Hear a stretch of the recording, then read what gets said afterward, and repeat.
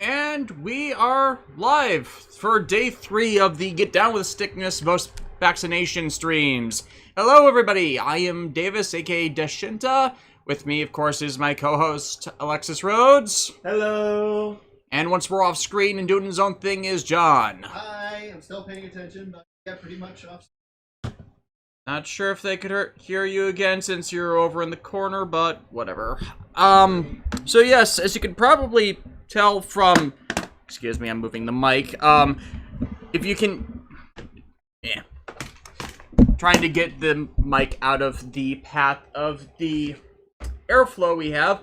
Our air conditioner is broken, and while our new house is out in the shade, or rather in the shade of several trees, that's not all we can deal with for ambient heat. Alexis, you're in my line of sight. Fuck, what do I do? Yeah. I'm just gonna lean. Just to lean a bit to the left. I'm just gonna lean dramatically. Yeah. I've raised the height of our TV significantly from where we were before, but it's still... With how everything's set up, we still have the problem of sometimes the line of sight can get disrupted. So I'm actually surprised at this. They're giving us an option for Japanese English tracks for this. Nintendo games usually don't do that. So yeah, Pokemon Snap. I am a huge fan of Pokemon Snap. I loved the original N64 one. I've wanted a new Pokemon Snap forever. So yeah, we're doing this. I've not had a chance to play it yet. Hello, people.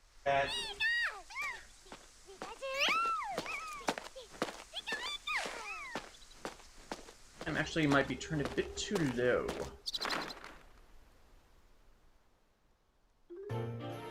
Hope everybody can hear us, and the sound level is fine for everybody relative to stuff, and we're not getting too much backflow from the fans running. Good. I'm hoping not that it's actually happened, John. What? Well, at least we're not playing as Todd again. Stoutland. Greetings. That hairstyle.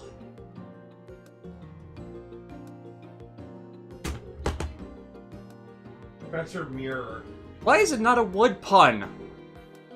Cool. I thought it was the rule with the focus professors. Mm-hmm. Is there a mirror tree that we don't know about? Oh, I don't think so. Lens. Oh. My name is Mir. People call me the Pokemon Professor. Oh, thank you. L'Oreal. So, where is that in relation to Alola? Yeah, so... Yes. Jinta, best Symphogear girl, and why is it Chris? Very cultured answer, my friends. Yes, very cultured answer, and it is not just because Zenbu. It's like... Ironically, it is the Zenbu package, but... It's like... There are some characters when you're watching a show that the minute they show up, they steal the scene from everybody despite their best efforts. And just is so cool and it doesn't feel forced. That is Chris. Yes, Yeah. For those who don't understand the question, watch Symphogear. Discotech imported the first 2 seasons, and if they get enough sales of those 2 seasons, they will import the other 3. Thank you.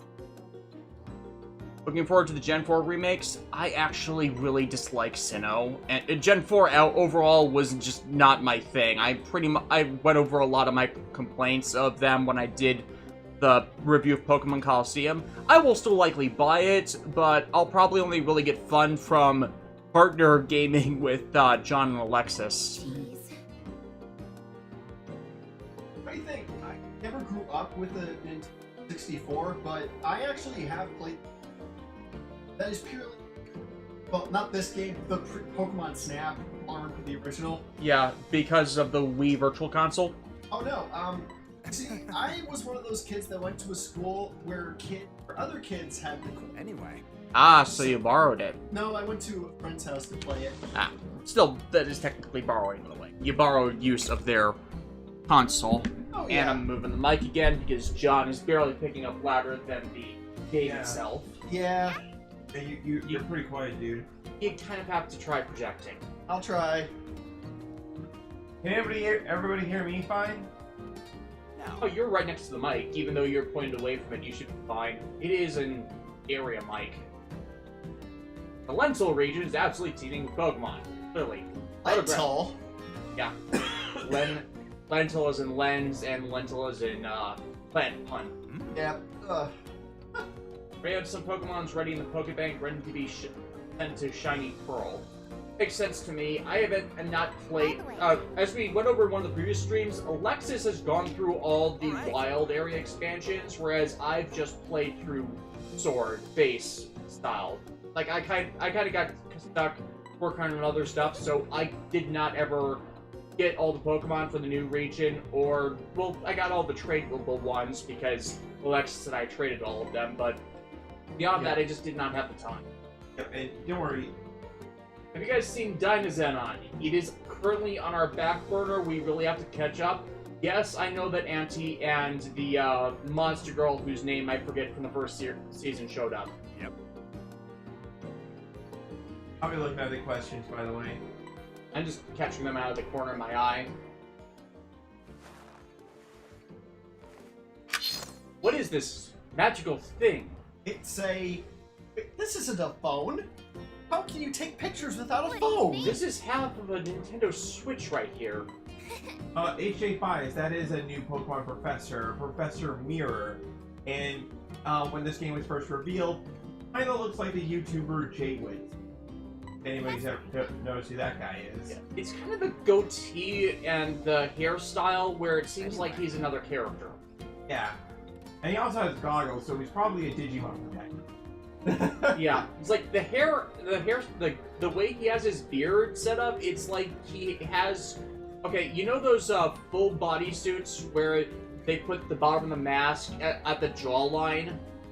Oh yeah. Yeah, kind of like those. Yep. Professor Mirror B's dad. Oh god, Mirror Beauty's dead! It only makes sense if you had a Ludicolo dancing around. Yeah, like there's Mirror B just like moonwalks off into the frame. Let's see. Pseudo space and default button layouts.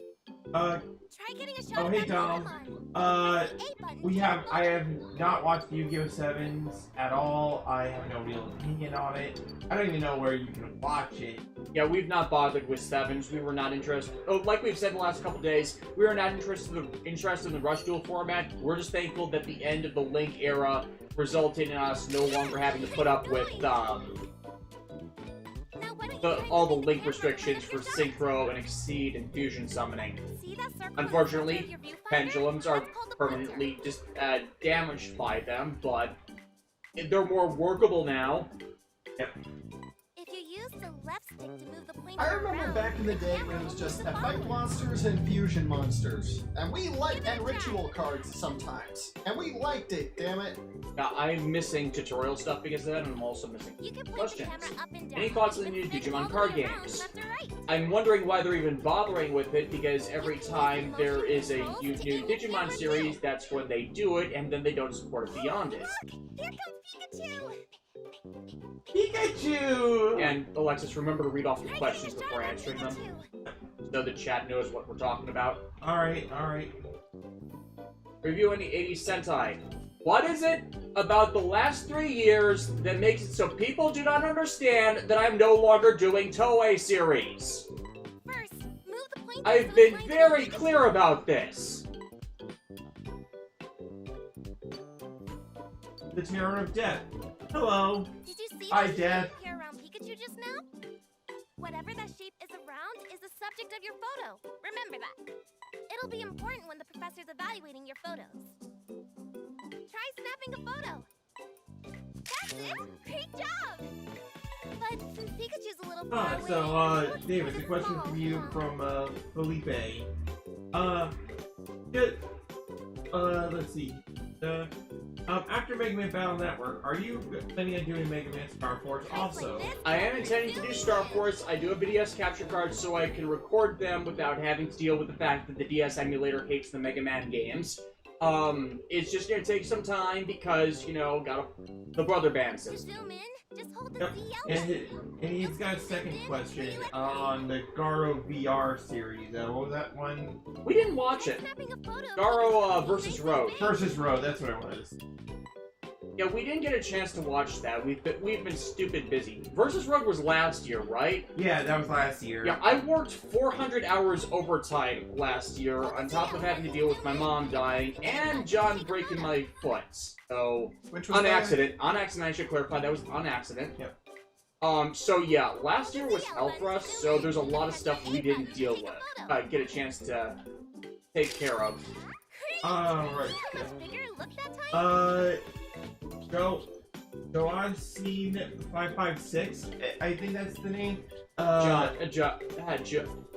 I can't pronounce that either. And I know he clarified it to something. I don't remember. I apologize. Yeah, but best nickname for Ludicolo: sombrero wearing pineapple ducks. I just named him Howard. Looks like Ah. camera. Ryan Darklaw again. Do you guys prefer chunky Pikachu or the modern slim Pikachu? Middle of the road, actually. Great. Like, You can adjust chunky the Pikachu is camera. purely when they're younger, you know, baby fat, and then once Pikachu got some exercise, he became Slim Chew because he's all athletic now. In the Netflix Ultraman series based on the new manga? Hello. No, but we have most of the manga for that series. We've actually been picking them up mainly through Mitsuo Marketplace. Anyway. Then we've also been collecting all of the Ultraman Blu-rays. Ultraman Leo, for me, the next set out, is showing up next week, and then I am so happy the Ultraman Zero sets are coming soon. So I can finally show these guys Zero, because we watched Ultra 7, and Alexis and I have seen Ultraman G. Like, I think the 7-0 8 stuff is kind of my favorite sect of the Ultra franchise right now. Gone, as Jiao is the Portuguese equivalent. Okay, yeah, we will forget that. I apologize in advance. Ox Nagara Mumbo Traveler movie, if you've seen it. I have not been able to find a subtitled copy, because it was actually English imported by somebody, but they never actually released it properly, so I don't even know where to get subs for it. I know TV Nihon doesn't have it, as far as I'm aware, and they're kind of my, standard go-to still. So with, I'm moving the pointer, press A when you decide which one to show me.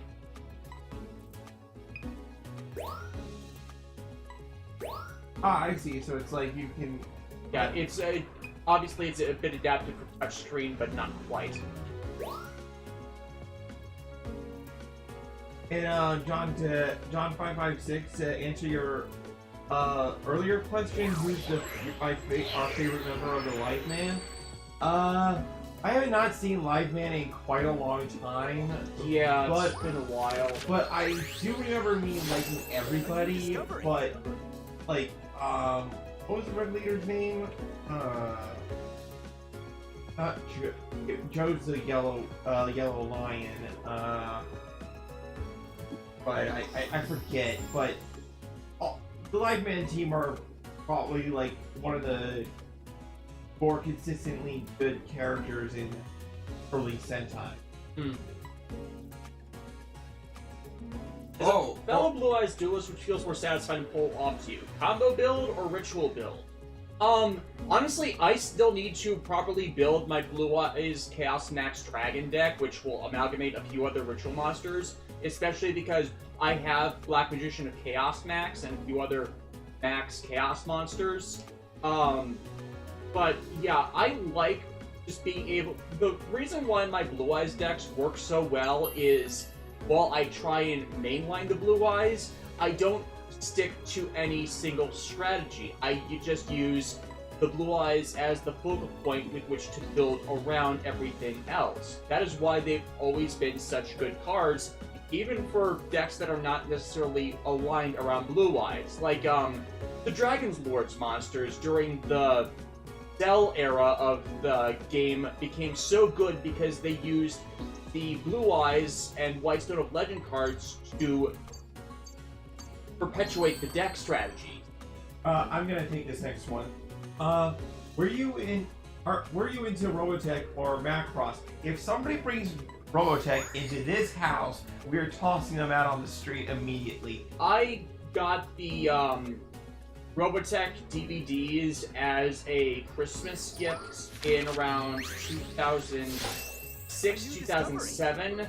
I did not know about how awful Harmony Gold were as people back then, but I really wanted that set because of me really liking Macross. I hadn't seen the later 2 parts of it. I did not quite know they were adaptations at the time. That was my mistake. Once I learned how awful Harmony Gold was, I got rid of the set. If you're wondering about that, I'm going over a crap ton of what Harmony Gold did later this year as part of the Super Robot Wars stuff, because Harmony Gold is part of why we never got Super Robot Wars games properly imported, and it's only in the last few years there's been an Asian English release of them.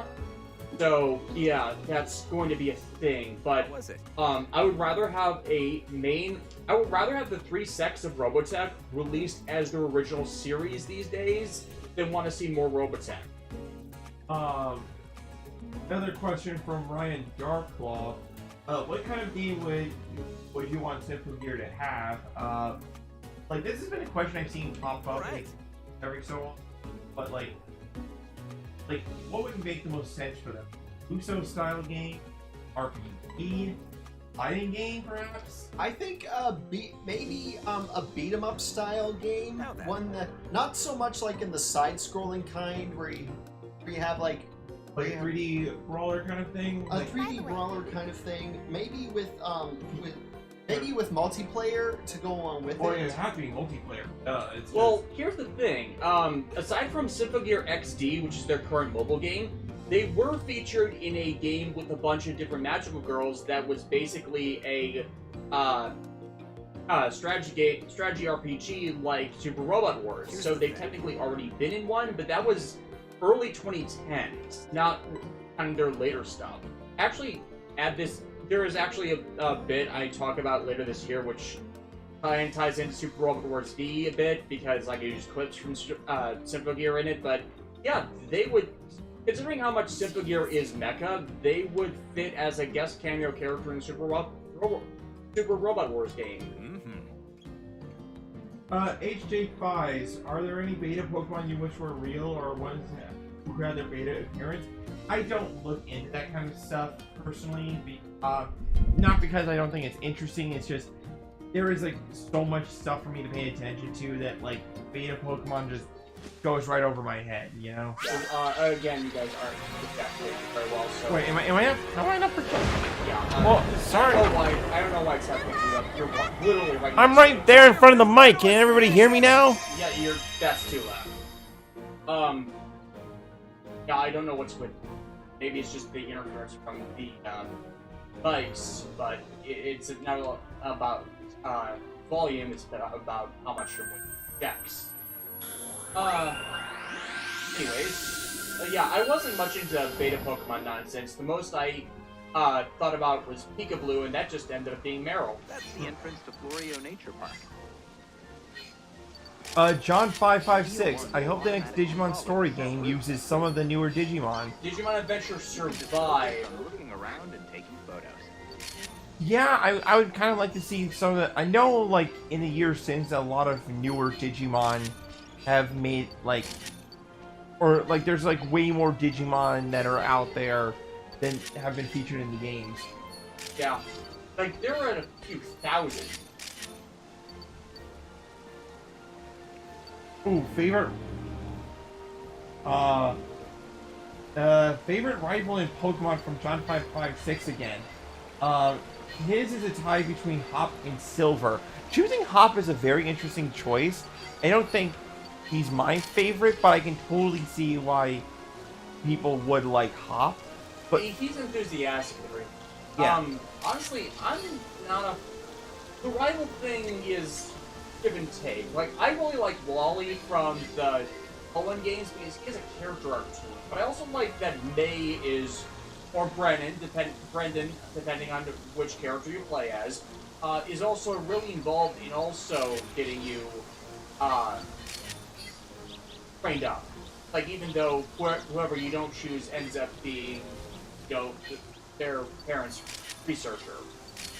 And I'm not a Gen 1er or anything, but I'm not gonna lie, I always really liked Gary has a swagger to it. yeah, the Gary swagger. Like, that son of a gun just like is constantly taunting you throughout the game, and he's always just that one extra step ahead of you. Like, that's where your next destination is. Like, how are you just ahead of me? You know what Plus, I think one of the really good things about Gen 1 is, like, all the things you don't realize until you have someone point it out to you. Like, Gary's Raticate dying. Really? Yeah. Or that Giovanni's, villainous motivation for the game is trying to stop Mewtwo, which he ended up creating. Huh. Oh yeah, or at least that's one interpretation of it.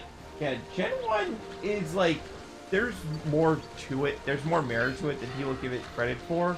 But it's also overhyped. Yes, it's overhyped, but also, I think it's overhyped because of the wrong things. Yeah. If that makes any sense, instead Yeah. of like looking at the How it's subtle with its storytelling. right, and in some ways that subtle storytelling is like more effective than what later games try to pull off. You know. And plus the balancing issues are, well, let's be honest, the balance in the Gen 1 games is off. Like, okay, you're gonna... First game, not always perfect. You get improvements on it throughout the process. I honestly prefer Fire Red of the Gen 1 remakes, but I'm just sick of going back there. I'm sick of going back to Kanto. Oh, we got some excellent questions. First off, Patrick Hathcox. Yes? Yep. Have you heard about the Shaman King reboot? I actually just picked up the Shaman King volumes 1 through 3 omnibus from Barnes & Noble the other day. Currently, Shaman King, the new one, is stuck in Netflix jail, but Yeah. hopefully soon it'll, not be in Netflix jail. Unfortunately, the only issue of Netflix jail is it's likely to be badly dubbed. And if you've never noticed by now, a lot of Netflix exclusive anime get terrible dubs. I don't know if it's New York AV that's the real problem, because almost everything from New York AV, they cannot figure out how to pronounce people's names or terminology. The Gundam Seed Remaster dub was flush with mispronunciation, and that annoys me. Yeah, like, for example, in the new Gundam Seed dub that, Nozomi Entertainment helped produce, there's the character Maru Ramius. Ramius, sorry. But her name is spelled Marrue, right? And then they pronounce it Mario. Where the hell did that come from? How does that even... doesn't even sound right. Yeah, it doesn't. And it's even worse with Lacus, which is pronounced with the L, but they pronounce it Rakus. Yeah, no, they say it, Lacus, and it's like, it's an LR fusion. Like, what is wrong with checking the pronunciation against the previous dub?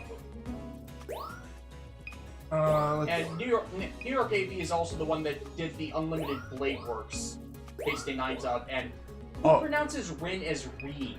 Oh man, like again, I'm not trying to say, we're not saying like English dubs are bad. It's just the dubs that we've mentioned so far, there's like little inconsistencies and incongruities with them that make it difficult for us to enjoy them. Especially since a lot of anime dubs from the 2000s, like, they had their problems too. We're not denying that.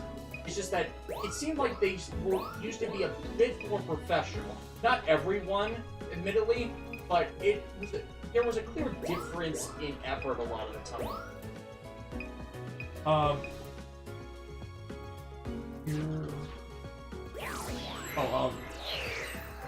This was a little bit ago, but Terror of Death. Right. Hey, Des, any chance of you reviewing the Zoids franchise in any way, shape, or form?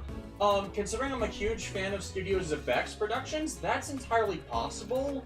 I don't know how I'd do it right now. I'd honestly like if a company could get the rights to the Blu-rays again, preferably Discotech, because they bother with all the little special information stuff that unfortunately Funimation especially has not been doing as of late. Honestly, that's the biggest problem with the A Certain Magical Index and Scientific Railgun and a bunch of other anime they've released these days, in that they don't include the extra videos and the OVAs. Ryan Darklaw, correction, Fate Stay Night Unlimited Blade Works was Bang Zoom Entertainment, not NYP. Okay, that's our mistake, but it was still a Netflix dub. That was the umbrella we were trying to emphasize. But yeah, that's our mistake there. Yeah, and Gregory Spring, I said Shaman King actually managed to avoid most of 4Kids' usual BS. And I have a feeling that that's a correct statement. I never saw... Yeah, no, that is completely correct. That was one of their ones where they couldn't screw it up because it was already dealing with stuff that was, like, they couldn't get around. They could not get around the ghosts, they could not get around the spirits, they could not get around the factuality of death. Right. They still censored a bunch of stuff and kind of blunted the mana stuff with using different words and phrases for things, but they were mostly equivalent. Yeah. Nice work. Mark Morales, Shinta Reviews, what are your opinions on... you don't need to read the tag, they're sorry. just tagging us to get more attention. You don't really need to do it when we're doing questions, guys. Yep. So, go ahead. Yep. What are your opinions of Pokemon Detective Pikachu, both the game and the live-action movie? First of all, Yosuke Takeuchi getting that cameo as Red. I'm disappointed that wasn't a longer cameo, but I found it glorious for as little as we got Kamen Rider Drive in the film.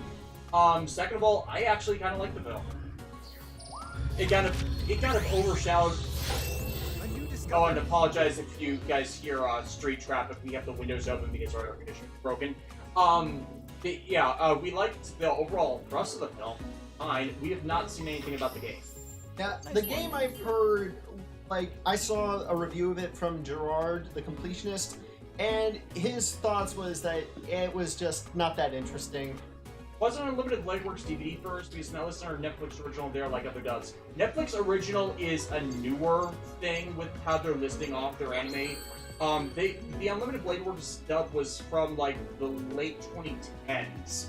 And the Unlimited Bladeworks on DVD, you're thinking of the movie. Oh yes, there was an Unlimited Bladeworks movie. I haven't seen it myself. I have a copy of it. It's hyper condensed and meant more to be a companion with the original anime that did the Fate route. Yeah. From Jason Best, I want Discotech to release Kirby right back at ya on Blu-ray. You know what? If they did Sonic X, I see no reason why they couldn't do Kirby. They also did Metabots and Beyblade, so it would make sense. Yeah. The issue is, I think its rights are still tight up. Yeah, that would be a tricky thing, since like Sega's one thing, but Nintendo, you know how Nintendo can be, right? Yeah.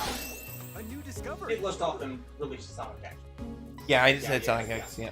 Nice work. Sorry, I was half paying attention to photo ops here. Oh, Wurmple! Wurmpy. Wurmples are cute. Swana! A new discovery. Nice work. I always find it funny that Pokemon professors who are supposed to be the big experts are like, oh my gosh, new Pokemon. It's like, look, don't you study them? No, we're busy. A new discovery. Nice work. I swear, I gotta get a item later that has me throw a rock at it, big rock, and then it's going to evolve in a Gyarados with an action pose. It has to. Alright, so, two things. Media Hood Reviews. You didn't miss much so far. We just, We started the game on the first level and answering questions that I'm assuming people saved up from yesterday. Yep. But this one's all about me. Yeah. What was it? Alexis, you're the big Mecha fan, right? Not sure if you're answered in a previous stream, but what's your favorite Mecha series? G Gundam. She is nuts about G Gundam, and we're both huge Mecha fans. I just haven't had much opportunity over the years to talk about them, and I kind of think people should know I'm a huge Mecha fan, considering how many times I put Gao Gaga references into my videos. Yeah, it's just Cheat Gundam, I will fully admit, it's not exactly the most perfect anime to ever exist, and it definitely has some issues here and there depending on what you're looking at. But there is like an earnestness and honesty to the show that I adore. Like, it makes no secret as to what it is, and Mark Gaither was perfect as Domon. yeah. For those who don't know about what happened with Mark Gaither, yeah, he is currently a dentist. We're not kidding on that. Yeah, that's not a joke. Like, you could actually say Domon Kachu went off and became a dentist. It's like, nah, man, I don't want to do this martial arts thing anymore. I'm gonna go be or is it an orthodontist? I think it was. It's a dental, something to do with dentistry. Yeah.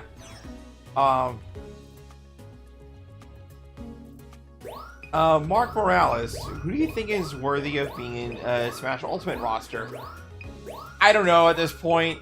Sora, I push for Haseo, considering he is a major Bandai game protagonist, but considering how little focus Bandai gives to Dot Hack these days, it's not. yeah. It's not likely. Yeah, it's not likely. Like, at this point, like, any character you name has just as much chance of being in the final Smash Ultimate DLC, because everybody that they put in there is, like, nobody would have predicted. You would have... Like, personally, I would put Kazuma Kiryu from the Yakuza series in there. Also, guys, I'm checking these. Watch your swearing, because they're getting auto-flagged. Hey, so Yeah, Alexis can't see those, I can, and the chat can. So, watch it with swearing. They're being held for review on my side. Whereas Alexis is checking it through the general chat. Yep.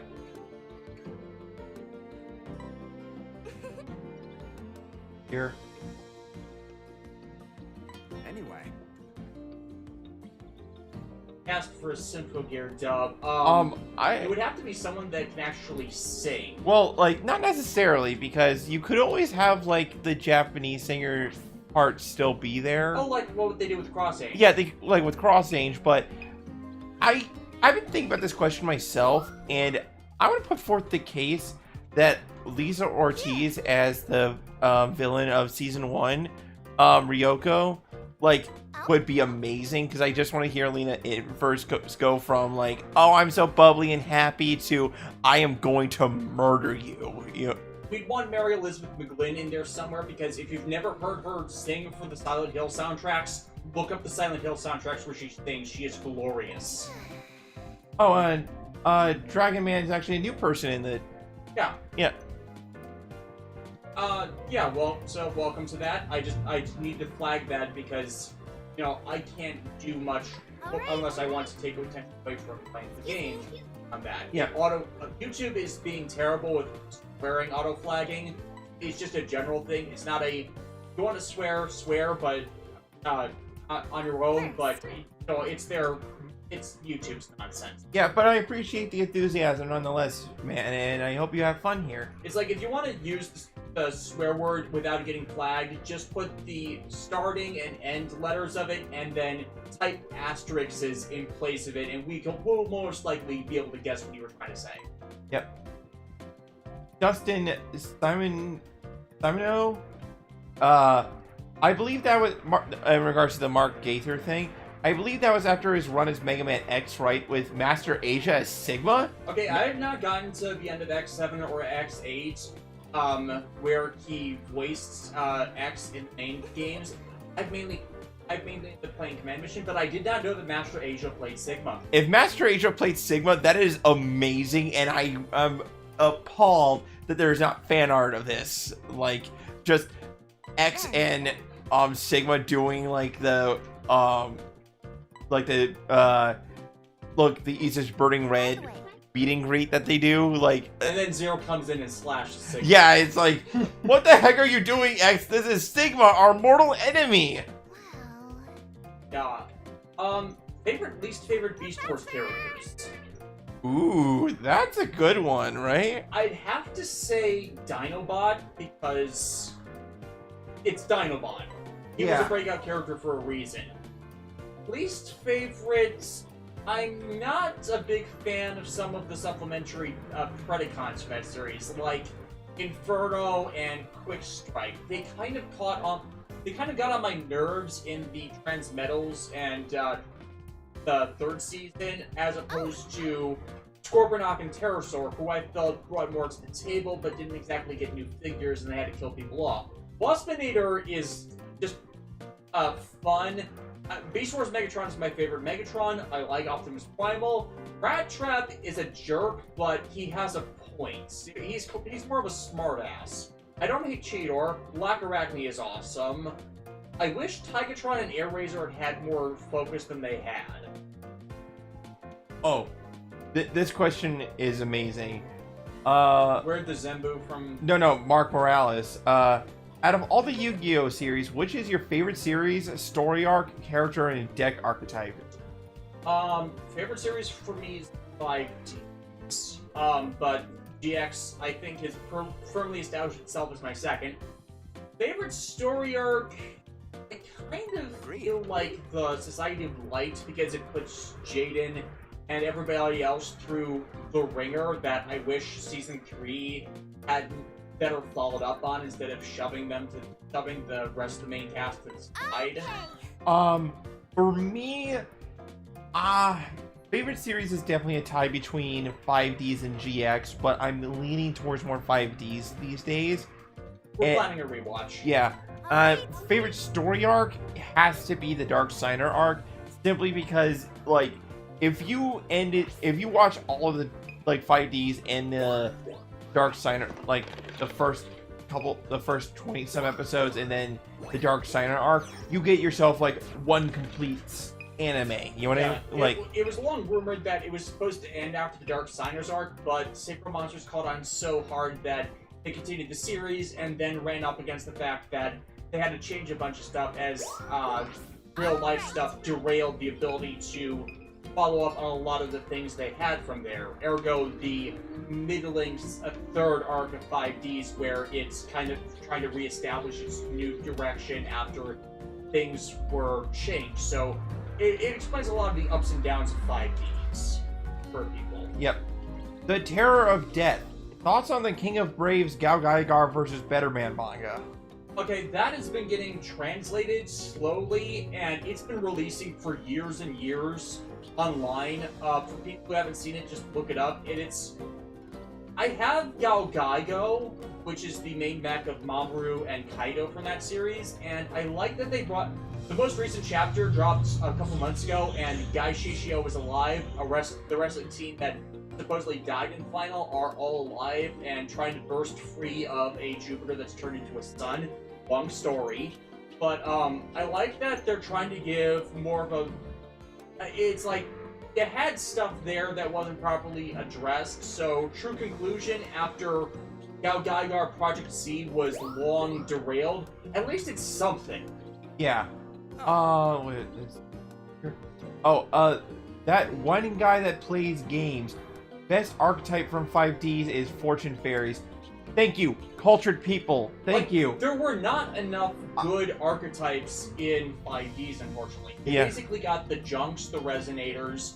Fortronics had something, but after one tournament round, they kind of lost their way. And I think that's the problem with one of the problems with 5D's era, in that most of the true archetype support came after the series, as they were more emphasizing the new synchro mechanic and trying to mix and match stuff. Yeah. Whereas GX were played to forming archetypes long term. Right, that's why you can make a case between, like, GX or 5Ds being the best. Yeah, Like, it's like Yu-Gi-Oh! The main series introduces all this stuff and expects you to build your decks at random from random assortments of cards that people just think are good ideas. GX gets the archetypes. You get series of cards that work better together. It doesn't mean you can't include stuff off the wall, but if you can form a strategy by playing everything together, that makes everything even better. 5Ds introduced the synchro mechanic and new ways to summon stuff, and that was all awesome, but it didn't feel as really cohesive outside of a few set deck strategies. Outside of, this is the one exception, the dual terminal expansion cards. And we were a bit more we had a better advantage for that stuff over here, because the dual terminal cards came in special packs for us. Not so much the main sets, however. Like the Ally of Justice cards, for example. That was a huge archetype, with Catastra being one of the chase cards for that series. Zell was, while they did the Exceed cards, that was another example of where most of the archetypes did not really conform together into anything, outside of certain exceptions that became the chase cards for their peers. Arc V, I think, was the first time where they really tried to bring back the archetype system, push the new mechanic, but done so in a way where you could still splash things together to support older cards. And that's why Arc V is still arguably the best cohesive era for the card game that tried to make everything playable. Yep. I'm gonna butcher this by accident. I apologize, but Anna Brzezinska. I apologize if I can't pronounce that. I really do. How would you fix the Neos cards? If you're talking about Neospatians, they've pretty much been fixed. Yeah, they have been fixed. It took them like a long time getting there, but they actually got some fusion support, and search support. Yeah, that actually completely fixes everything that was wrong with the archetype, and now everything just works now. Yeah, I have a deck from when we were still doing Yu-Gi-Oh! Streams a few years ago that is completely freaking playable, and I've got most of the cards to build it in real life. Yep. Did you also notice that Apparently Justin Simon's favorite archetype are the Galaxy Monsters. That makes total sense. I really like them too. I just never got around to building a deck around them. First, move the pointer over the Media Hood Reviews. Have you seen the new She-Ra cartoon? No, we have not. That is yet another thing. We have heard good things, however. Not so much quite the ending. Some people had issues with the ending and not fully being justified, but they still liked it. That's your cue to hold the X button to analyze whatever's there. Still wish Arc 5 had a better ending. Yeah, it got cut short because Konami wanted Brains to start, but Brains was nowhere near proper time. Brains was not ready to go. Yeah, and that's why they had like 2 months of specials, which is all content that Arc 5 was supposed to have for it, and it's a whole mess. Yeah, and Brains is like a whole... Arc V's ending was screwed over, and Brains starting early screwed it over. Come to think of it, I heard that a friend of the professor's came Here, up with the a 5 years later, Can comic crossover Danny Phantom and Ben 10. I've read it, I kind of like it. Well, pretty easy, right? I never heard of that. Yeah, Ryder has some ups and downs. They've, like, done it over years and years, so I've not actually read any updates of it in a couple years. When you see that, try running a scan and taking a careful look around. Oh, right, I almost forgot. There's one more cool thing you should know about scanning. Some Pokemon will react to the sound and electrical signal from the scan. If it gets their attention, that's your chance to snap a photo. Zell was decent. I liked XYZ monsters. I thought they were dope. Yeah, that's not a wrong opinion. The problem with the Zell years was they did their best to exclude fusions and synchros.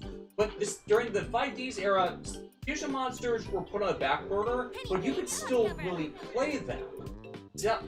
Exceed monsters, though, the reason people hated them was you had to use them to actually counter them, as most of what fusions and sync monsters did were at a completely different field and had effects that were completely worthless against the Exceed monsters. Yeah, it's sort of like the same problem that would occur with the Brains era. Brains was the problems of Zell taken to 11.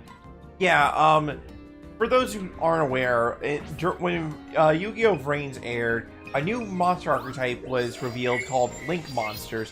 The idea was that the only summoning conditions you needed were like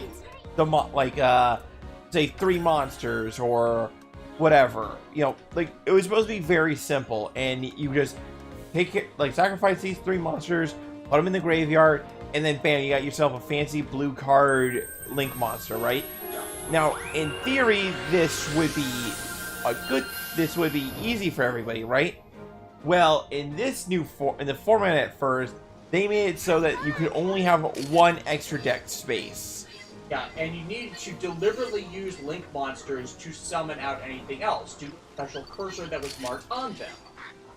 But what happened, though, was they throttled the use of anything else, so they demanded you use link monsters. Pendulum monsters, synchro monsters, exceed monsters, this did not happen with those. If you used a card of that type, fine. The format did you eventually have to adopt them. But with link monsters, you were doing everything you can to need to not use them, meaning that strategies that avoided their use became very popular. Yeah, case in point, the Trickstar monsters were a series of cards that did damage depending on effect or activation types. So, what ended up happening was people would prefer those types instead of anything else. And Link monsters did not do great as a result, to the point that Konami actually prioritized giving focus to broken strategies.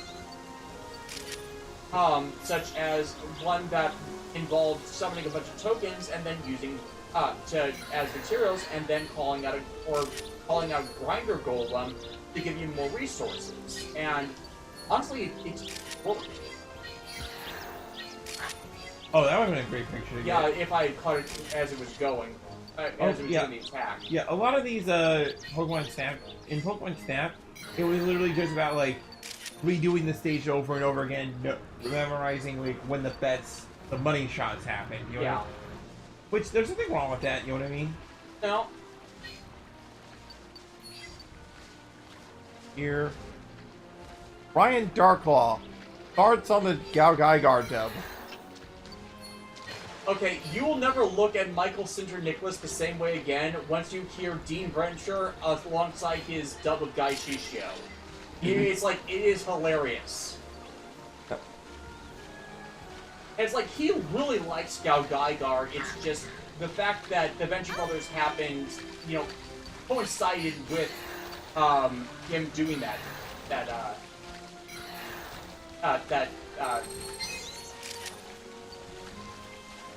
way of sleeping, but I'm gonna have to. Yeah. I just gotta keep scanning. Yep. Here. Yep. But yeah, I actually found the Gao Gaigar DVDs earlier this year, which was a Hail Mary thing, because usually they go for as much as the Evangelion DVDs. So I have those, and I have that dub now, and it is glorious. It is gloriously cheesy because it's not exactly a good dub, but at least it's like I've seen worse from Funimation more recently. Side note, someone please dub over Gai Shishio with the line from Dean Venture, "I love Hitler and Hitler loves me." Eon Coolin O'Neill, I hope I said that right. Sorry if this has been asked before, but what are your thoughts on the Ultraman manga and comics? I actually haven't read much of them, I just have them, and I have no complaints with them doing an AU timeline, since the Ultraman series have a bunch of alternate timelines. So, one where they had the original encounters and with Ultraman and didn't have any more, and then just built the suits later on that happened to homage various Ultras and having their own story from that. I've got no complaints with that. That is a really good high concept what if idea. It's usually it's certainly better than every other what if or AU timeline that Toei's tried to put out, where Shocker somehow controls the world, even though Shocker are idiots because they're based off of Nazis. The Nazis were idiots. I've actually read the manga myself, and from what I've read, I really like the ideas forward, and they have some twists here and there that I'm obviously not going to give away to people that haven't read it. But I would recommend giving it a shot. And I recently got the new Ultraman comics from Marvel on digital, and I'm definitely going to be reading that. Let's see.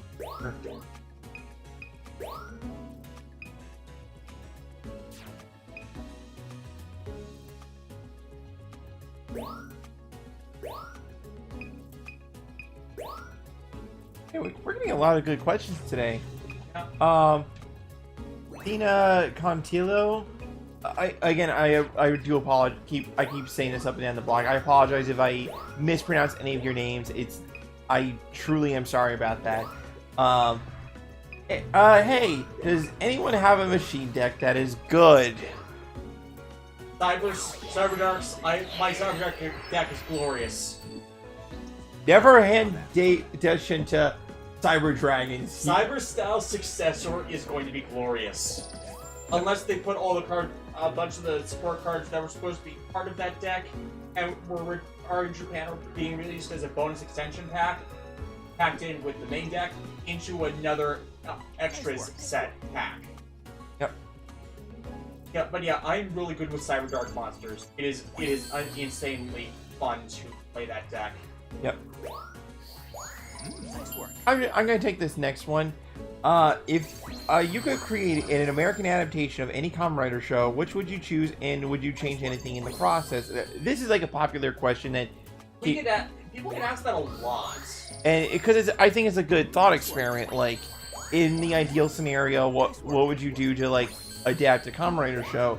And if you ask me, if we have to go from like the newer stuff, I think you could make a very strong case for like either 4s or I honestly think that the most likely candidate would be 01, to be honest, because technology-based writer, like technology-based writer, Grasshopper, like nothing in 01 was out there. You already have like your female character in Yua with like how cool she is.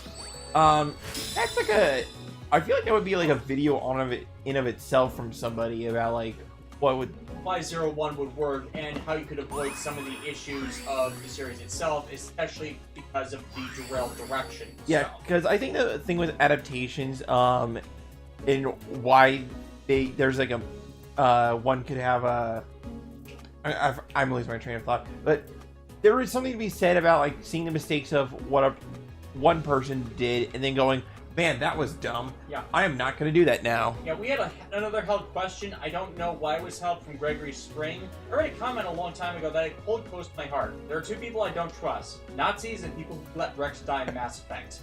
Yeah. There is no lie there. There is no lie there, Gregory.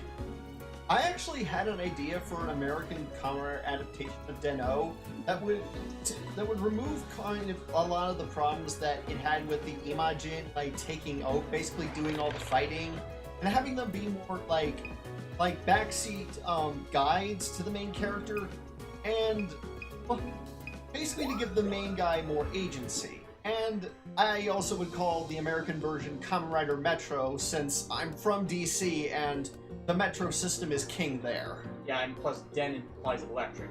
Train. That's yeah. When you get to the kanji, then you get the train thing. Yep. Yeah, I'm gonna answer this one from I'm gonna answer some stuff from newer people in the chat. Neptune04. When you said Ava DVDs, you're referring to the Geneon dub or the Netflix one? ATV dub of Neon Genesis Evangelion. Anyway. They were not released by Geneon, they were released by ATV. Yep. Geneon, you're thinking of Tenchi Muyo. And Cure Crystal, have you seen any of the Zeta Gundam movies? No, we have not, nor do we plan. Nor do we want to. Yeah. We were not fans of Zeta Gundam, unfortunately. I know... I was, but when I rewatched it with them, I realized there were a lot more problems that synced up with my bigger issues with Universal Century. Yeah, but if you're a fan of the Zeta Gundam by any, for whatever reason, by all means, like, that is totally okay. Like, I can recognize when I may have problems with something, but if a lot of people dig Zeta, then go right ahead. Like spoilers for Super Robot Wars V, or at least something I'm going to talk about in length there. Gundam Seed Destiny has a lot of its problems, but I honestly prefer how they deal with Stella Lucier over how 4 Murasame is dealt with. And even though they're playing basically the same story role. I know that's an unpopular opinion, but the fact that Stella is actually a character through much of that story is what helps it, whereas with the Universal Century and Tomino Works, someone is something or someone else and don't exist in their own right if they're not part of the main cast. It's a bigger issue with his works that I don't feel is addressed a lot. HJ Fives, watching you play this, it kind of makes me want to get it, even though I wasn't that interested before. That happens sometimes with people live streaming stuff, but I was just a huge fan of the original Pokemon Snap, so I wanted to see what they did here. So far, it's presented pretty well, right? Now, it's like, you need to, like, park night. Ooh. We're going to the park at night. So is I it... don't care if they're using a stage as long as they do different... Baywatch nights? I watched that as a kid. It was very strange. First season is all, we're fighting crime at night, and second season it's all supernatural, man. And, Really? and you'll never look at Zardu Hasselfrau the same way again. It's Zardu Hasselfrau! Zardu Hasselfrau!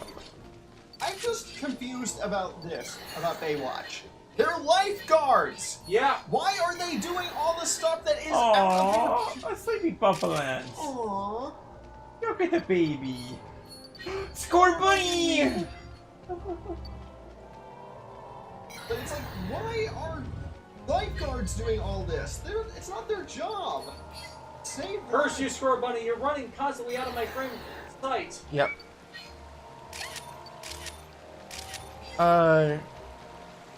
This is gonna be a strange question. For Media Hood Reviews, how long did it take for you to grow your hair? He's asking as a bald guy.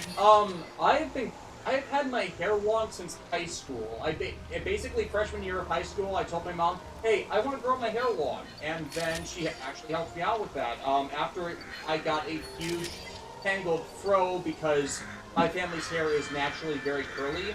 We got it braided a couple times, and then there was enough weight behind it to actually be able to do that for it to stay on its own, and I've had it long ever since. Oh, is that a pincer in the ground? Yeah. Ooh. Pincer, I don't remember. I remember Torteras! it was in the original game, but Sorry, I love Torterra, the little land turtles.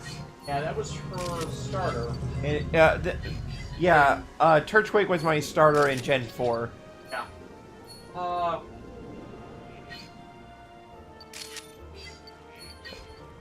Another one from Cure Crystal. Favorite and least favorite Mario spin-off series? I want to say the Mario RPG games, you know, like the Superstar Saga, Partners in Time. But those became in less quality as time went on. Oh, don't you know that Mario is missing? Did you just reference Mario is missing in front of in my presence? Yes. Do you want to die? In my defense, I will have video evidence of you doing it, so you'll immediately go to jail.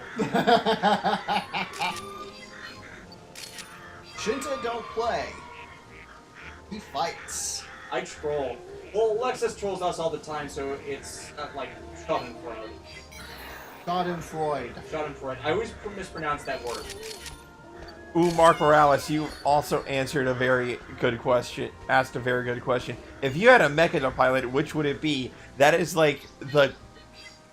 Well, the easy answer would be something from a main series. The obscure answer would be something most people have not heard of, like Mazinger Zero. Spoilers! If you watch my videos this year, you will understand what Mazinger Zero is. As far as myself, what would I want to pilot? Man, there's so many great mecha out there, but I really, really like the Lasner from Blue Comet SPT Lasner. It's like a blue boy that's only armed with a beam rifle, missile launchers, and like fisticuffs, but it goes fast. It's a fast boy. Yeah, I think I found my favorite one of Score Bunny. Oh my gosh! Look at the Scorpion! Oh my gosh! Granola Duel Links, Magireko, which gacha help you choose? I don't play gacha games. They, however, are huge on Fate Grand Order. Yeah, and I've also been playing Duel Links, and I'm trying to master the Synchro. Yeah, she's actually she played up Harpies a lot, and even tried out a Blue Eyes strategy. Yeah, I'm trying a whole bunch of different things to get to rekindle my Yu-Gi-Oh passion, and I really want to learn how to do like the Delta Axel Synchro, because I learned after playing with Xyz a whole lot in Duel Links that Xyz are pretty easy. It's just like a level requirement, like matching numbers kind of thing, right? Yeah. But to play Synchro, you need to think like a little bit more strategically with like the mathematics of things, you know? Which is like this. That's honestly why I like Synchros. Wow, tank growth, I didn't even care. Because you get those galaxy brain plays that makes you feel really smart. And I think that's when Yu-Gi-Oh! Is the best, where you get those genius plays out of nowhere. I've shared a bunch of those stories throughout my Yu-Gi-Oh! Reviews, and they're honestly why I wanted to do those reviews in the first place. Those are my favorite stories. Yep. The Terror of Death. I know what Mazinger Zero is. Please don't tell the chat, for those who don't know, because trust me, I have a whole spiel on that that is like going to drive people crazy with how insane it is. Yeah, like once you like honestly, that's like a thing I really do like about the mecha genre, is that it, like, when something ridiculous happens, it just goes with it. You know what I mean? Like, it doesn't really bother to stand around it and ponder how does it exist. It's just like, oh, this is a thing now. You know what I mean? Yeah. Like, how does one actually pilot a Getter Robo? You know what I mean? Like, and if people don't know what Getter Robo is, wait a month. Trust me on this. You'll be surprised.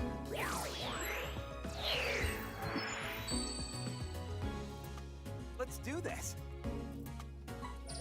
oh, a fellow person of culture, I see. Discovery.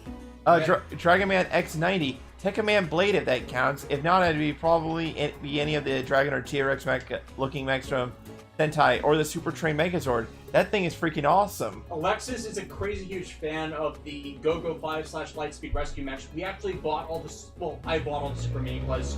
She got the original 3 releases. I got Project Sigma as well.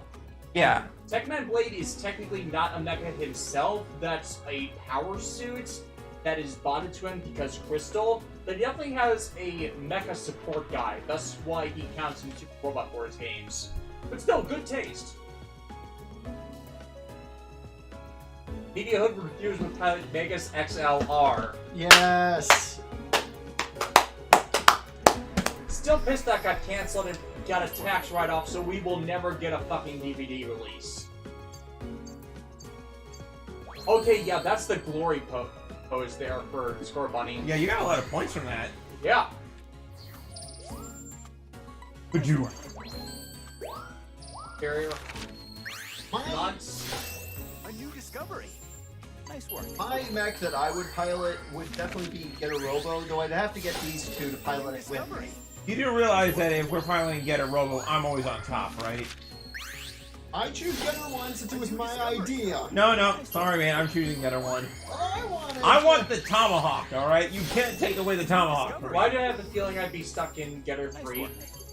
Well, you are the large one out of the group. Oh my god, that means you'll die. Depending on which end of the series I come in on.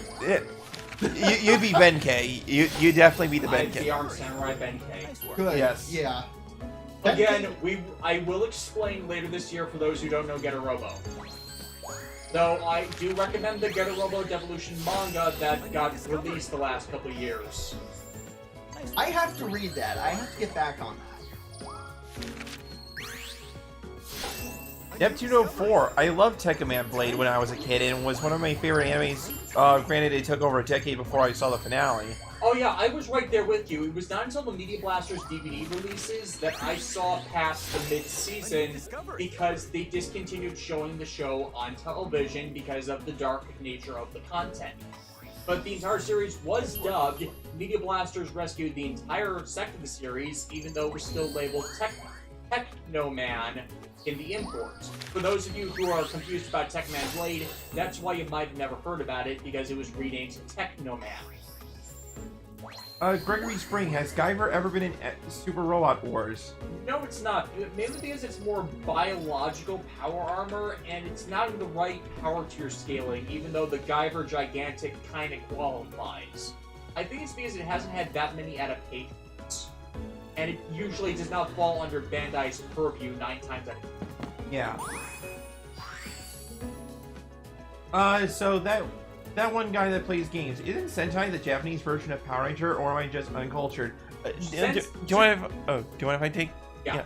So, for those who don't know, Power Rangers and Super Sentai, they're 2 separate franchises.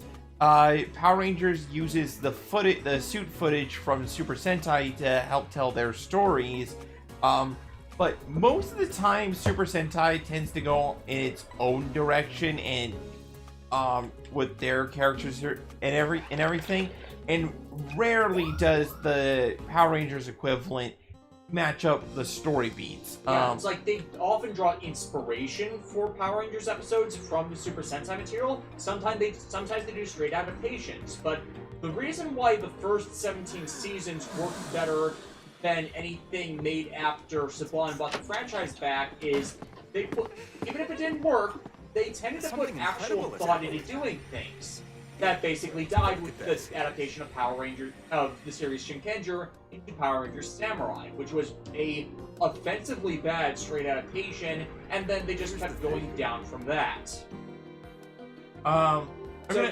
Super Sentai tends to be a bit more ups and downs. Like, they have a lot of serious story beats, but they have a lot of comical episodes, whereas Power Rangers is often silly toned, but there's more consistency to story and setting, if that makes any sense. Mainly because the same writers worked on the show year over year over year. I'm gonna answer this question. For Mark Morales, out of curiosity, do any of you guys watch any Abridged series? So which one is your favorite? I've made numerous references to the other Abridged series, both by name or using clips from them. Both Dragon Ball Z Abridged, which is probably my favorite, as well as Yu-Gi-Oh! Abridged. I think I've used a couple clips from Code Ments. But yeah, Abridged series are fine. Yep. And Jason Best, what are your thoughts on Forrest's Gridman? Forrest Gridman is both good and frustrating for the same reason. Keiichi Hasegawa was writing it. Now, to be clear, Keiichi Hasegawa is a good writer, for the most part. He gets screwed over sometimes. I've spotlighted a few of his bad things, but most of the time he is consistent and really good. The problem is, he is not exactly great at exposition.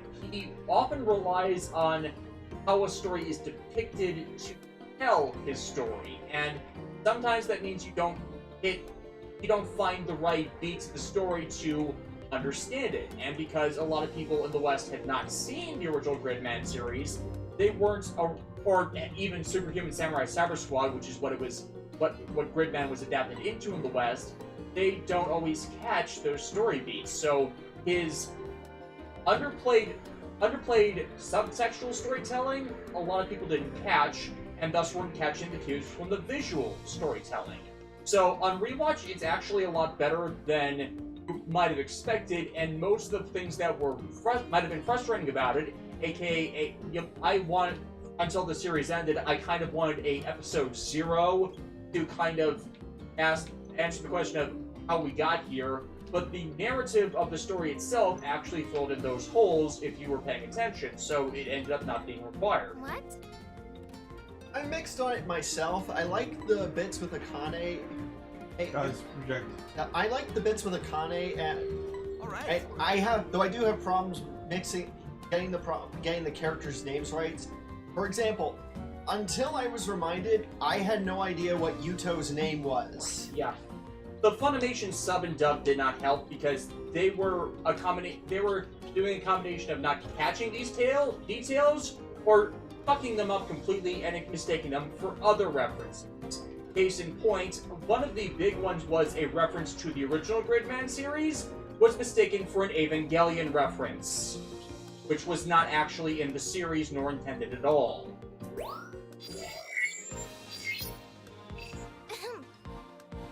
Hey, Gregory Spring, have you gotten any Kamen Rider figure-eyes? We've gotten everything but ZO and Gaze that is currently available. Do not want them in my house. Oh, yeah. Yeah, we got asked that question last day. Yeah, we got that question asked when we were streaming Thousand Year Door. Well, that's definitely where the meeting is Patrick coming. Hathcox, thoughts on Matt Hill as Kira Yamato? I liked it. I liked his original performance. I didn't think he was a bad actor for it.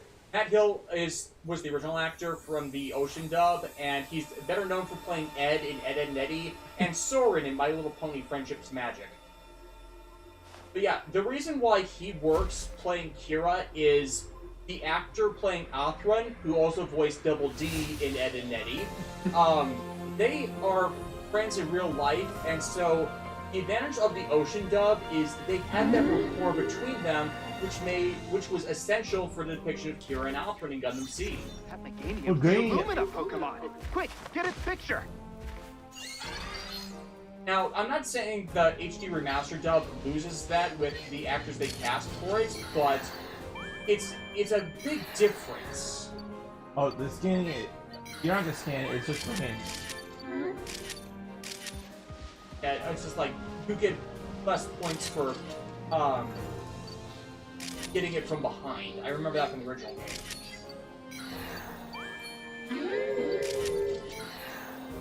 Nice shot.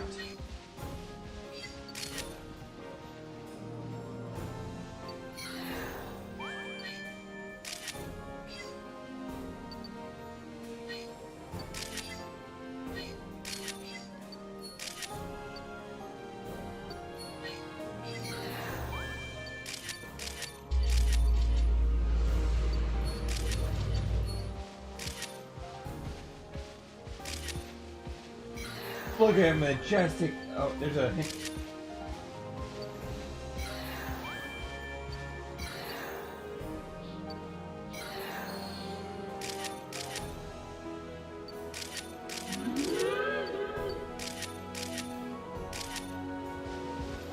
It's so cute. It's a big green dinosaur friend. There's a reason I pick Chikorita every time I'm in Johto. I think that's what the appeal of these games are, is just we're finally able to see Pokemon actually... In the wild. Yeah. Honestly, I think that's why people like the wild area in Gen 8. So, not just because you could catch whatever you wanted when you encountered it, but like seeing them out in a natural look. Yep. The energy reading is gone too. Was Matt Hill also real Sonata in Ronin Warriors? I don't remember. I have not seen Ronin Warriors since it was broadcast on Toonami. Yep. HJ5s, would you be willing to review Forest Gridman? I feel like I would need to review the original Gridman. I've been asked that question before, but I feel that would be a necessity. And since I don't really do tokusatsu reviews anymore, it's questionable. Might do it, I might not, but we're still going to be swamped with work, and I'm going to have problems like producing videos next year simply due to all the nonsense going on this year.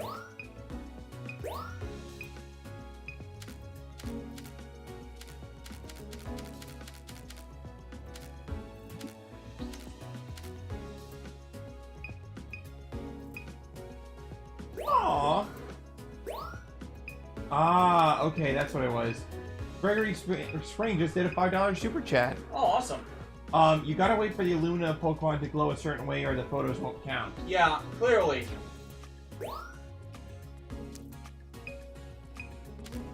Thank you, Gregory. No, I want one where it's smiling like that with the eyes. Meganium.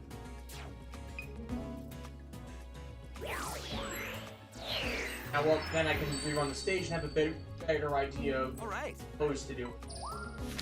Yeah, that's just trying to find the perfect picture. And I like this one with Meganium smiling like that. It's just so happy. That's the thing about Meganium, the Meganium line. They're just so happy to be there, you know what I mean? Headbutt, body slam, tackle, trying to hug you. except it's not doing it with vines like normal plant types. Yep. From Anna, would you want bigger connection to Ultraman with Flores, like Ultraman X having a cameo? I prefer Gridman having its own little corner of the universe, and I think it could stand on its own without having to have an Ultraman come in. But I wouldn't be opposed to it. And yeah, like if they do an Ultraman mobile game, like say like in my universe, Ultras exist as data. You know, do it that kind of way.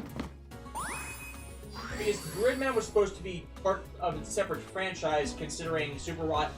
When Gridman was produced, that was when Super Y was first having problems with Chayo claiming all the rights to the Ultra franchise outside of Japan. Chayo being a Chinese? Thailand-based company that had a stupid agreement with one of the other Super Ys, and they basically had a forged agreement that gave them the rights, but it didn't start enforcing until later.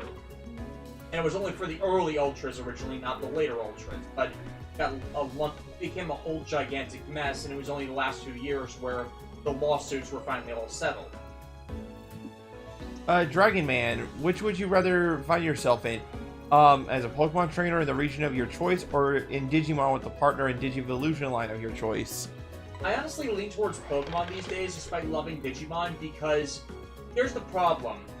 Bandai and Toei have done their best to keep pushing the reset button, where after the adventure is done, you're forcefully separated from your partners. I fucking hate that. I hate that so goddamn much. Like, it was good when Tamers did it, because it was supposed to be a tragedy. But the problem with Toei and Bandai doing it is they keep redoing the popular stuff absent of the reason why it worked. So yeah, these days I choose Pokemon because at least you can be with your partners for either life, or when the Pokemon decide to leave you, it's like, it feels like someone's walking out of your life for both good and bad. You might see them again, you might not. Yep. Anna P, Fave Ultraman series. Theirs is X and Orb. My favorite series right now is G. Same here. We really liked Ultraman Z. We watched that together last year. Yeah, Ultraman Z was pretty good, but Ultraman G has like that little spice, that little secret spice that I can't put my finger on, but it just resonated with us more. And Riku, aka G from that series, like, he resonated with a lot of people by being a tokusatsu nerd and just trying to do his best from what his influences were. And the fact his actor has been recast in Ultra series in different forms several times because he's just that big a fan is like, it's like a... Oh, and also that same actor is Mob in the live-action Mob Psycho series, and that when I saw that was really... So, he's a good actor, and he wants to keep making appearances, so we're starting to get more Jeet in the future. But yeah, I feel like Jeet is my favorite series. My personal favorite is the one I saw all to myself, Ultraman X, which I like so much that I actually got the changer for it. The X Devicer. Yeah. Yeah, there are a lot of good Ultra series, and I think the advantage of the shorter series as of late, as opposed to the longer 40 to 50 episode ones, is they can cut out a bunch of the filler episodes that can detract from the overall show. They can still have filler episodes, but it keeps the story focused so it doesn't have to meander.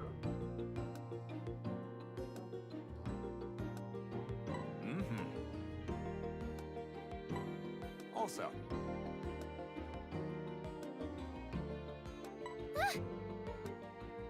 right?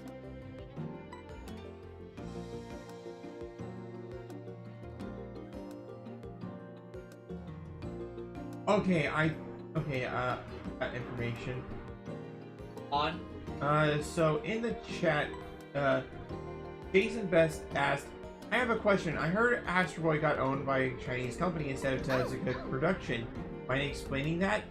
I actually I never heard of that myself, so I actually did a quick little research.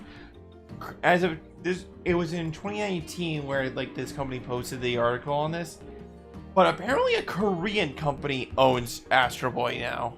Because they animated it? That's a frustrating thing about copyrights, and if this stuff happens a lot more than we know of, that explains why Japanese owners of property rights are so anal about, copyright claims and whatnot, if they have this stuff keep happening to them. Yeah, it's some company called Andamiro. It's like a licensing deal, but that they entered with Tezuka Productions Company. But so it's not like they own it, but that's the closest thing I could find in regards to like. Yeah, kind of sounds like what happened with the Sonic Archie comics and Ken Penders trying to claim rights of it because they Archie lost the original work for hire contract.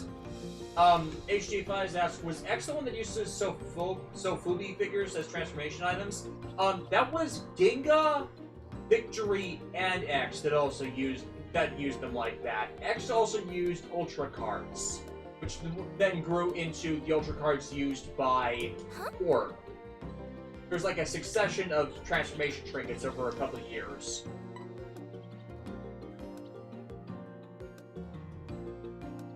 But Really? Jeez. But... right?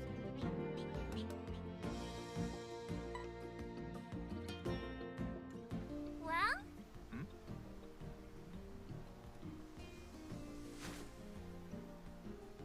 Excellent. Well then, let's make it official. With a team badge. Anna says that drifts into Digimon these days, because whenever trending into Pokemon, I feel like it's retreaded one story over and over. Yep. Yeah, kind of, because you're going through a new journey in a new region, so it's the same story told in a different setting. Digimon has had variances in story and setting between them, and they've done really good stories. The problem is, if you're aware of the series beginning to end, you keep seeing the same patterns repeated over and over again. They do the same Royal Knight story over and over again. They use Yggdrasil, the Digimon character Yggdrasil, also known as Kingerzil, over and over again in the same way. In this, you're following the same. In Pokemon, you're following the same pattern of events. You're finding new Pokemon out in the wild and going to hit the same types of gyms, having the same types of encounters, but you're making it your own story, but through doing it. It's just, in a different region. So you're at least experiencing different things along the same journey. Digimon, though, it's repetition with story. Oh, Gregory Spring. They had a project in a visual effects class this past semester where he had some carte blanche to make whatever he wanted. So he made a trailer for a hypothetical Symphogear movie. Out of existing footage, that happens. I bet that would troll the entirety of the Sympho Twitter. I don't think they're if they released it that way. But good on you, Gregory. You're spreading the good word. That's all that matters to me. The word of the sunshine, right? The word of the sunshine. I'm gonna step through a Stargate with a copy of season 1 and 2. The word of the Zenbu. Thought we haven't had a game based on the X Digimon. We did. It was Digimon World 4. It was fucking terrible. But at least, X Digimon appeared in it. Yeah, that was their tie-in for Right. Digimon's, on the movie X Evolution. And now we have apples. Finally. Those who didn't play the original Pokemon Snap, apples is how we attract Digimon, or Pokemon, I didn't say Digimon there, as bait to lure them to us so, we can get poses with them with the food.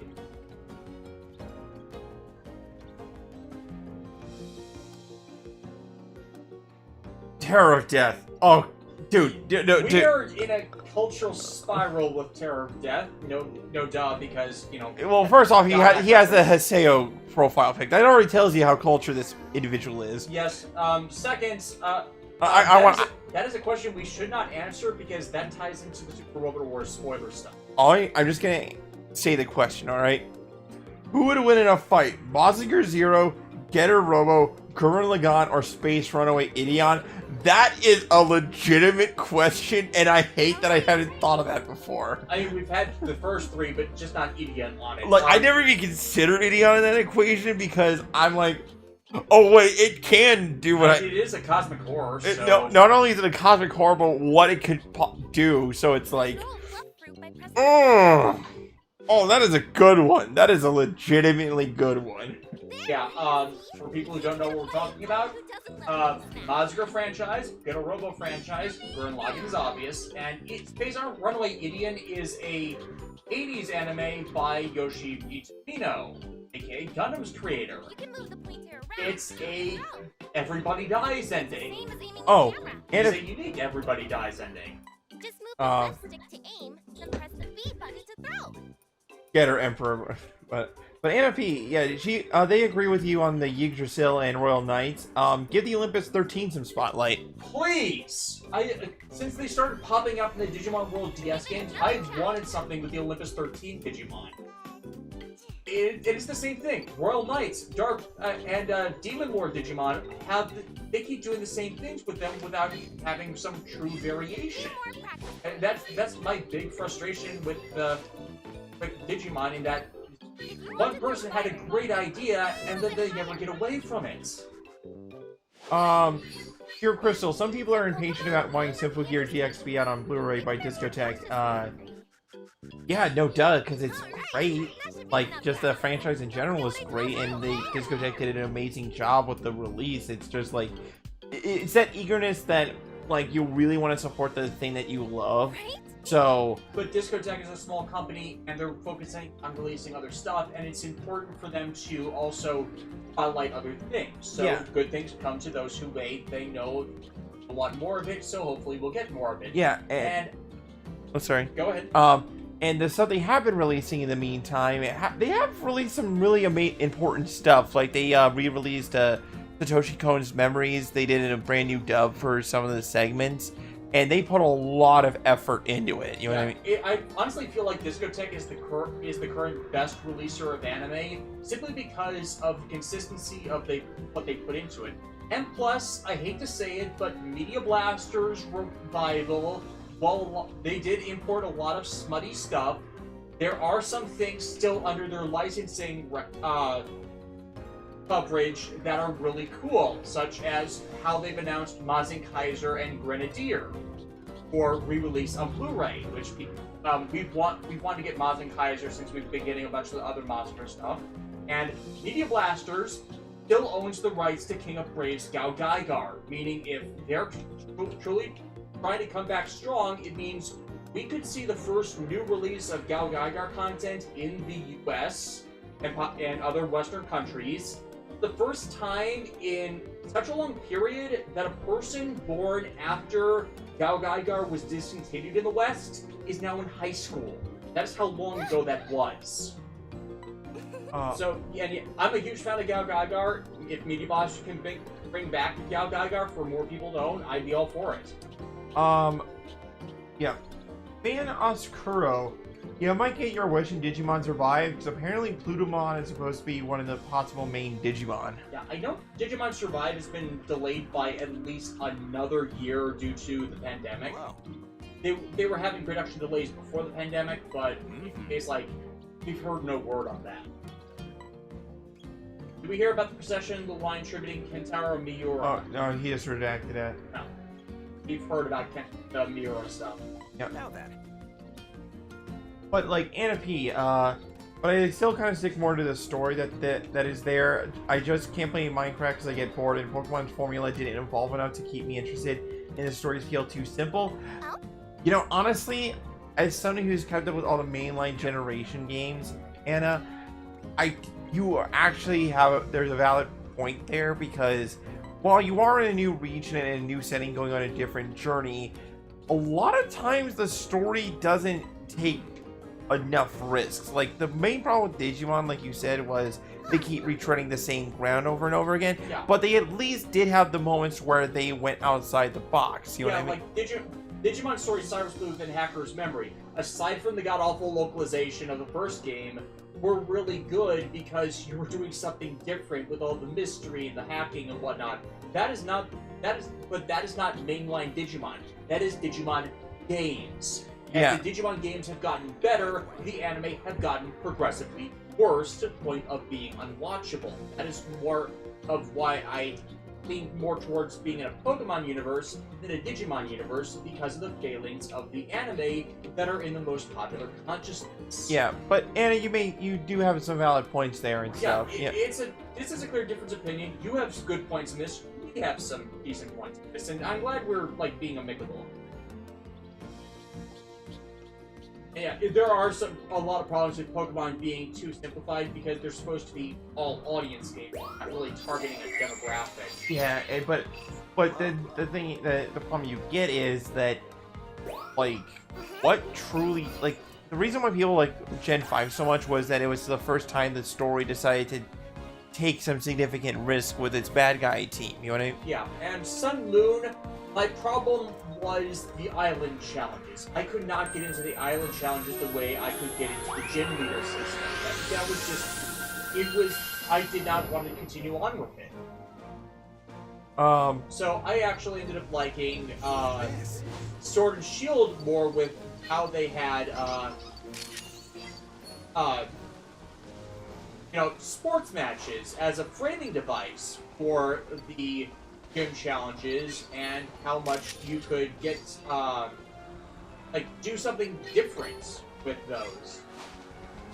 Emerald DC, if we could get a Battle Network collection, do you think they would fix the New Game Plus and BN4 alongside the translation issues and gameplay bugs? Considering they fixed all the New Game Plus issues in the Wii U ROM hack re-releases, possibly. I go over a bunch of the problems of the Battle Network 4 import in the video I have scripted and footage edit recorded already. It's just, I haven't done the live footage for it yet. So that's the big issue for the moment. Kamolga! Oh, I missed the action pose. I'm gonna have to rerun this.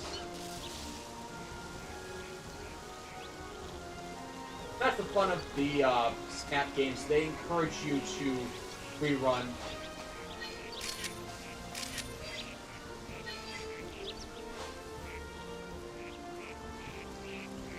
See how they all interact.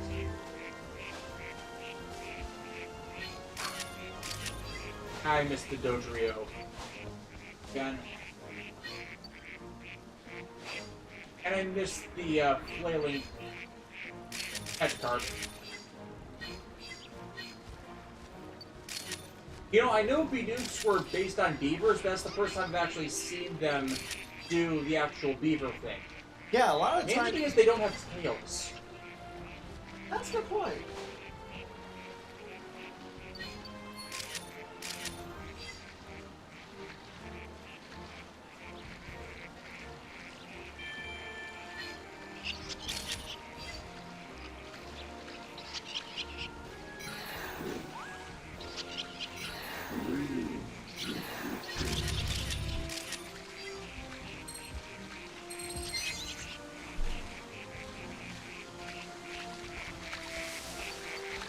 And flash magic map.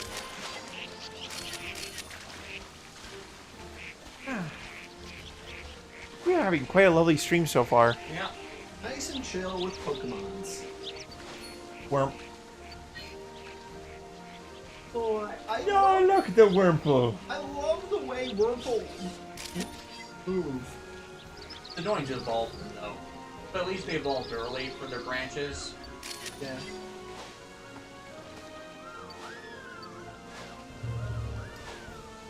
Davis, you're more into the Digimon lore than I. Yep. Who wins in a fight? The Royal Knights, the 7 Great Demon Lords, Olympus 12, or the 10 Legendary Warriors? That's a very good question. I honestly want to say Royal Knights due to their number and how many Super Megas they have amongst them, but 10 Legendary Warriors, at least they have,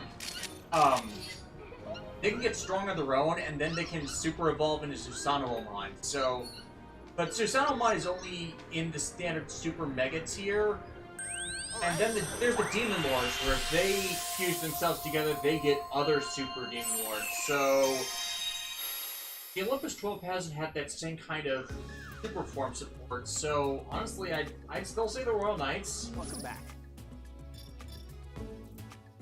But yeah, there needs to be more variety in games. Like, there are a few Norse influences throughout them, but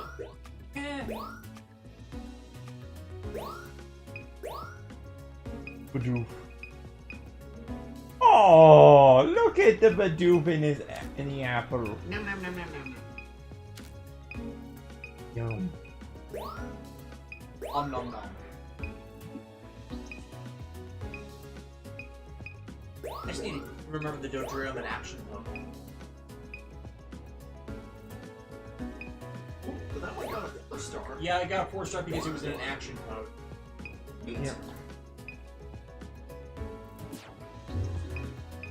No improvements. Ooh. To answer this new person in the chat, SSJ4 Jason, will you ever do an RPG Hell in the Fallout series? No, No. I have no interest in Fallout. No interest. And according to Gregory Spring, you can make Vespiquen appear at night. Yeah, I was about to go through another route, perhaps the night route, simply because, you know, we got the bait, so everything ends up being different. Like, you get something new, and then what you can do in the map changes. That's the advantage of the snap game. There's tangible replay. Nice work. And it always becomes it's an on-rail shooter. Yeah. And the thing about on-rail shooters is going through a stage multiple times and seeing how you can get the best score possible, you know, in each run. Yeah. A new And discovery. over time, you become better and better, and then, yeah. See, I think that pose was terrible, but because of the action, that's why I got the force. Nice work. Nice work. Nice work. Nice work.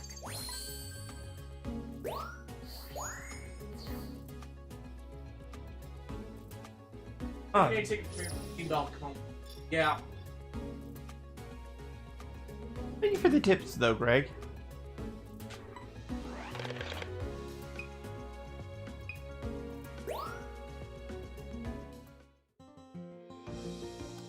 Little by little, Step by step. day by day by day.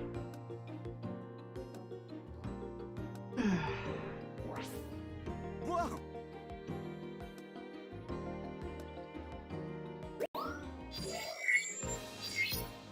All right.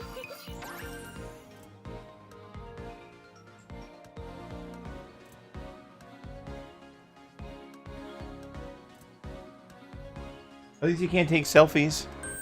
Ugh. Let me take a selfie. Oh, I hate that that word has entered the general lexicon. Good luck. funny.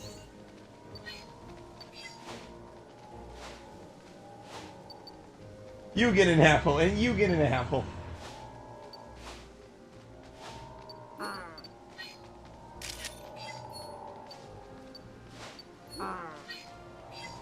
HJ5s, I'm starting to think this new professor kind of looks like a skinny version of the one from Hoenn.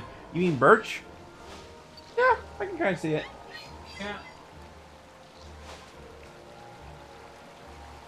The man who, when we started the game, the man who was being chased by a Puchiana.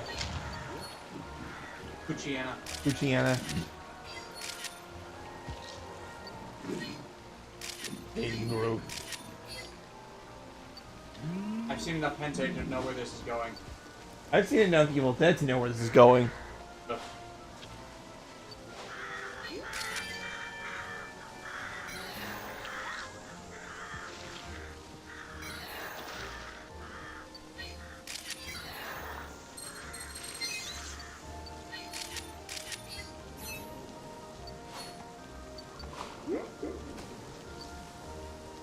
Why did you just chuck that at his head? Because I can. Oh, maybe you can get the one with the squirrel when he's sleeping on it to wake up. You could get a pose and a good shot with that. Maybe. Good idea. Ah, look, land tanks are sleeping.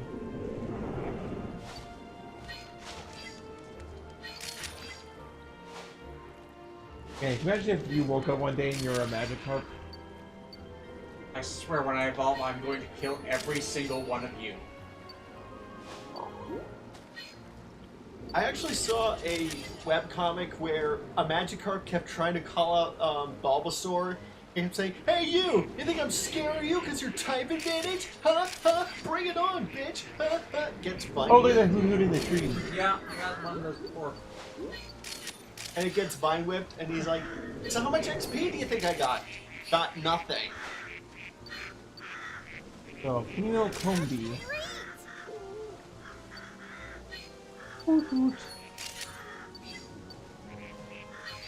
I like how the little shine indicates that you probably got yourself a good image. Yeah.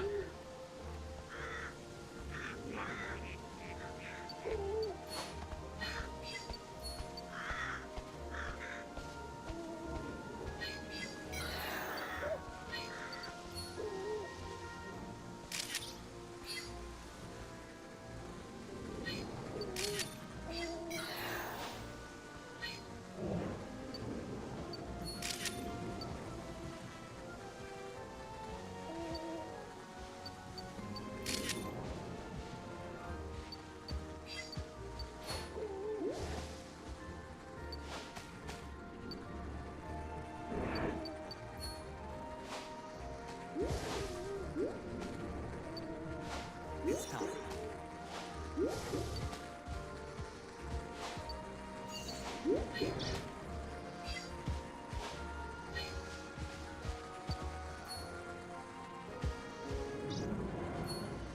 That Scorpion is like the chillest. Good job. Nice work. Too close to the end. I like how there is like Is it still weird that we don't get fix the third version of Pokemon games for Crystal Platinum? It's definitely got a remake of Yellow with Let's Go. Yeah, I would have killed for an Emerald remake, even though we got the Delta chapter. Because having the Team Magma and Team Aqua stories in the same game, that's essential. yeah.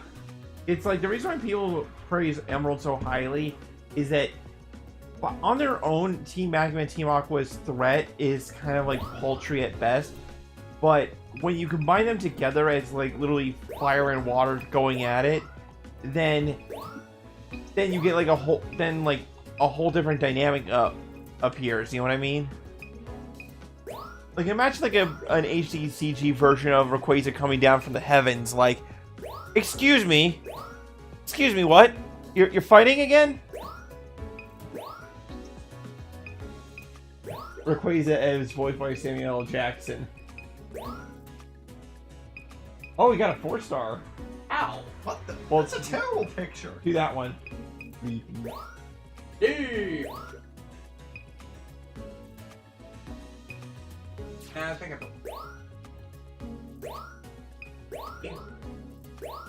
got the wrong push for Pidgeot again. Pidgeot.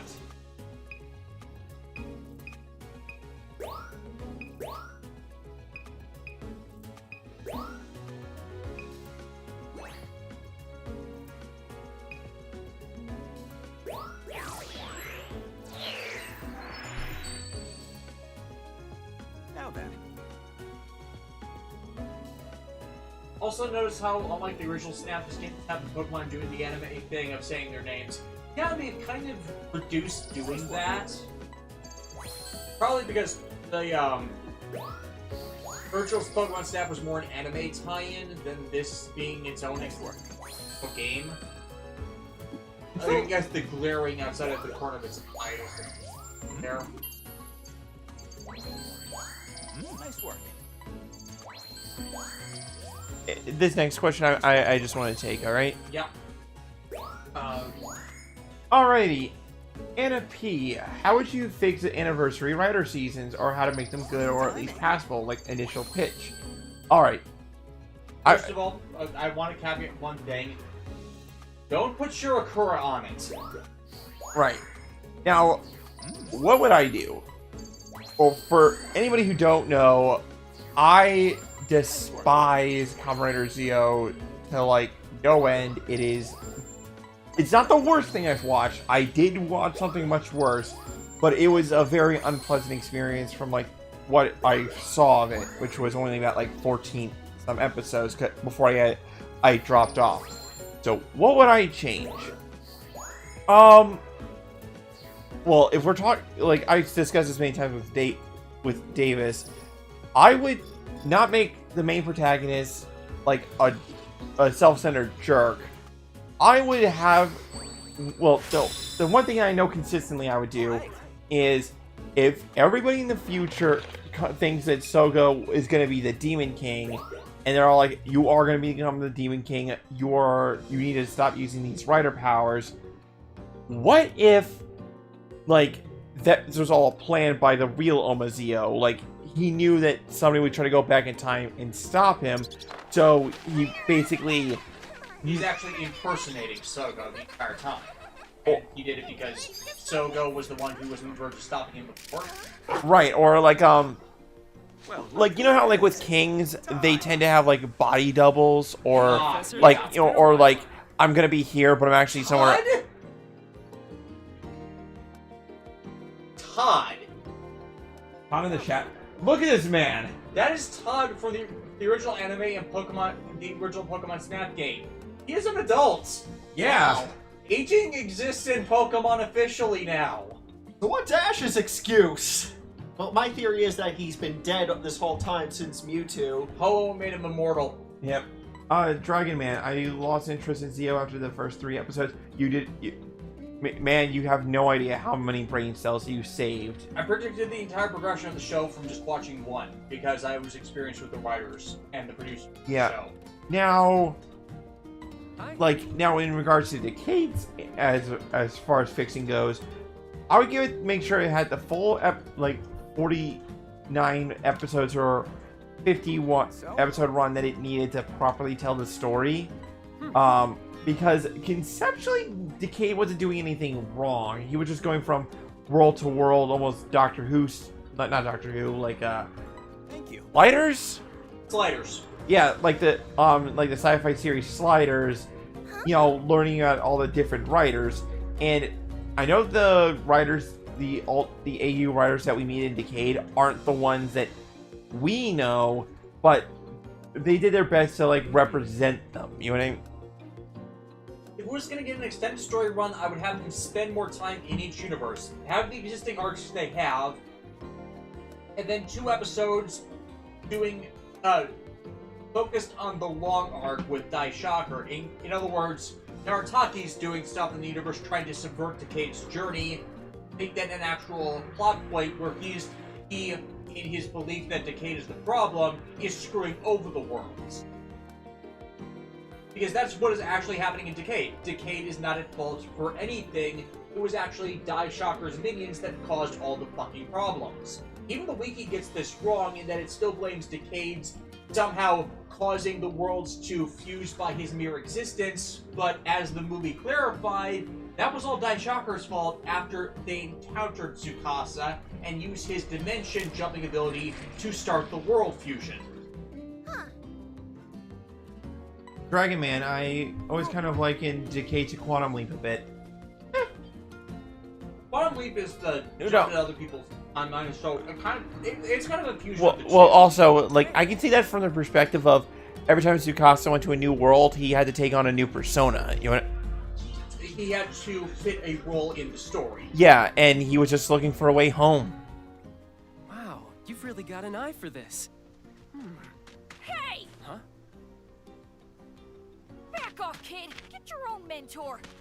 Wait, that's literally gone. Oh my god! I think they even have Voice actor included. Yeah, Yeah. that is literally gone.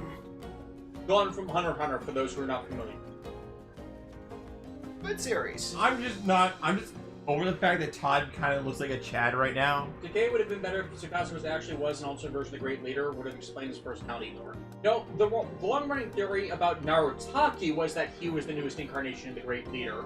Tsukasa's issues were he was just an antisocial guy who was frustrated with everybody blaming everything on him, and also him having a huge ego because he was naturally good at a lot of things, but focused all his time on the one thing he was bad at.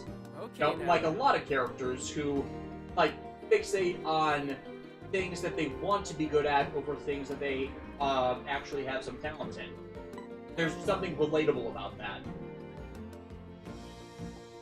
But could we get off the topic of talking Toku? I don't do Toku anymore, and I feel like talking about all this Tokusatsu stuff mixes the message. Yep.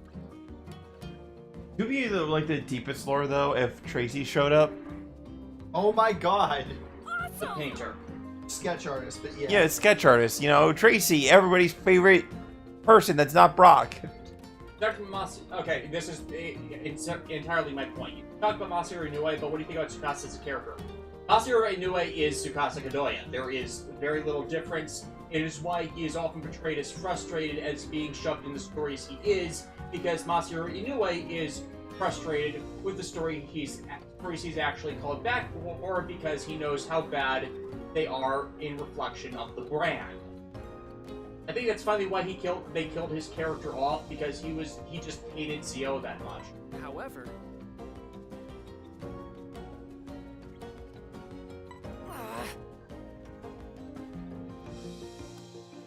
Like, if Riku Asakura from G Actor is this ultra super fan, Masaru Inoue is the same for Kamen Rider. You see how the difference is how they're treated, and it's the big help point on the great help of those franchises. But yeah, that's the last Toku question we're taking for the time being. Yep. Okay. Now that you're all here, we can get started. Listen up, Can we, team. though? I'm going to give you a breakdown of the survey. There's a whole other dark continent. I'm sorry, I thought we were exploring more of this one island.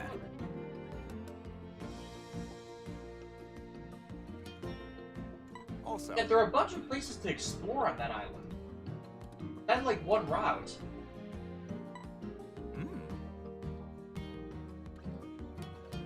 Oh my god, this is like Hawaii, but not Hawaii, because Hawaii is Alola. So where would this be in relation to everything? Galapagos Islands? That one actually makes a lot of sense. Actually, yeah, John's right. That the Galapagos Islands would make a lot of sense. Yep.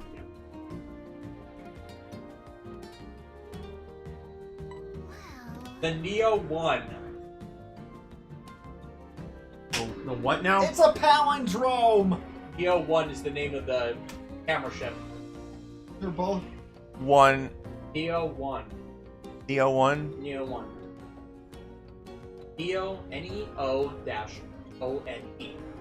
I think the ship in the original Pokemon Snap was also like Poke 1, Snap 1, something like that. So Neo 1 is the new version.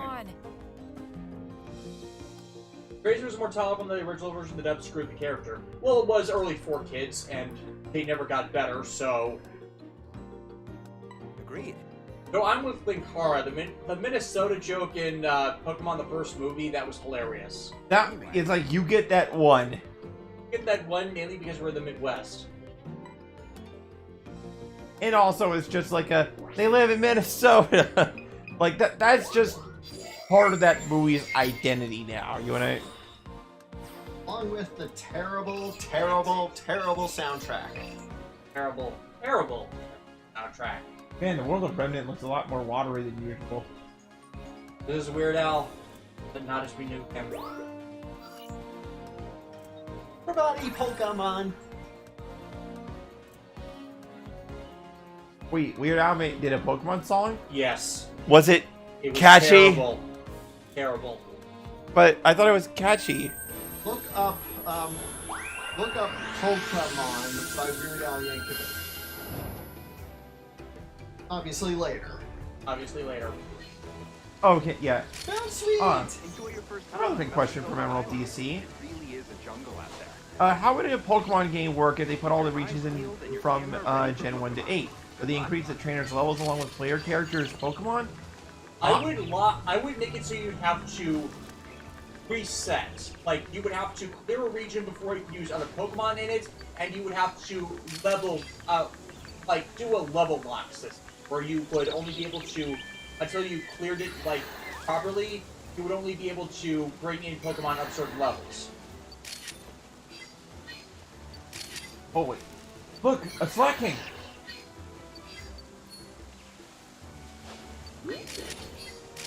Out of the way, Beautifly! Yeah, I definitely missed that. Yeah. I think I have to taunt them with bait, or not bait, the blocks to turn around. Yeah. Yeah. That happens. That's how these games tend to go. You get new items, then you get stuff. Yeah, that would be my thing. Level locking until you cleared a region multiple times. That would allow the game to have a lot of replay value.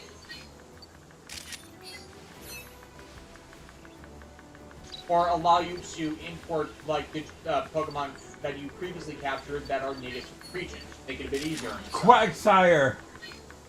Look at the Quag. Really? There's something so wholesome about Quagsire. Remember Maze Beautifly? Yeah, Maze Beautifly was great. and I missed everything that was over here. Ooh.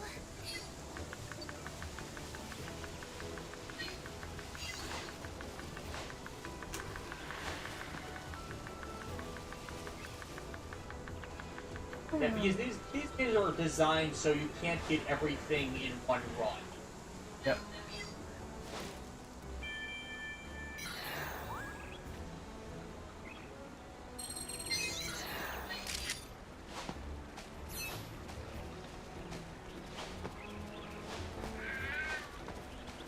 I'm sure if you brought a flamethrower, that would really light things. Back wants the flamethrower. Back wants the what? What I said, let's move!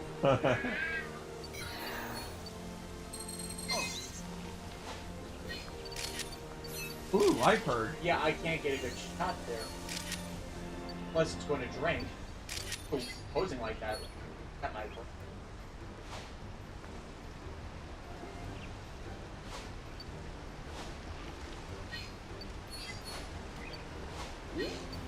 Oh, another tip from Greg.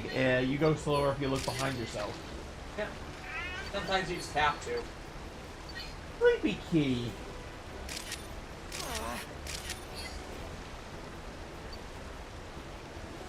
Hey, you miss sight of what else is there if you don't Yeah, target right. like these games are like the reason I think people really enjoyed Pokemon Snap wasn't just like watching Pokemon in their natural environment. It It's was just the entire relaxing experience to go around and the advantage of nature trail stuff. You see it in their natural environment. right, and like that's the other thing that I believe Pokemon games have struggled with for the longest time. The Pokédex tells us about how wild these things are, right? But rarely do we ever truly see them interact with their environment, right? Yeah. Like, Some of the more recent ones have been better about that. but you get what I'm saying, though, right? Like, Yeah. there seems to be a disconnect between what the deck and lore tells us versus what's actually on screen, you know? Yeah. And plus, I think increasing the level cap would be pretty nice, along with like actually introducing tougher opponents that aren't just another battle frontier. Yeah. Yeah, because the thing I like the idea of the battle frontier. Don't get me Or wrong. maybe you can import Pokemon with you to the next region with a level scaling. Like, you Yeah. lock the max level behind the badge system.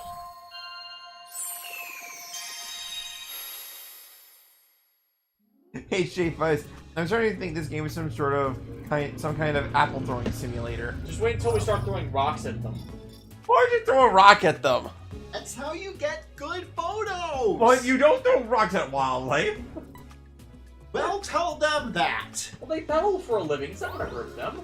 Yeah, they do What if worse to themselves. What if you hit one in the eye? Like a poor Slacking's just gonna sit there and like, oh, my eye! I...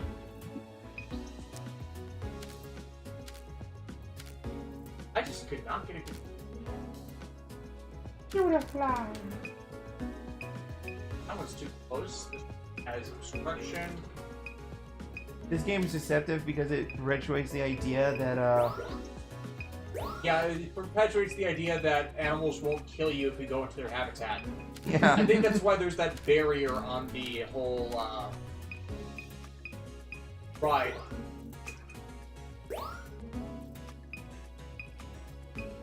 But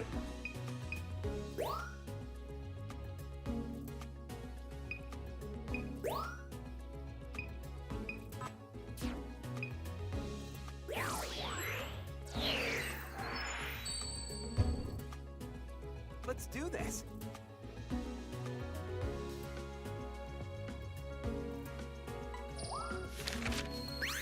that one's terrible. A new discovery. Nice work. A new discovery. I think the egg palm one's the closest to best my shot. A new discovery. Great timing. A new discovery. Nice work. A new discovery. Nice work. A new discovery. Nice work. So here's a good question. Why is the emblem for this region the Kira Major crest? And Mm-hmm.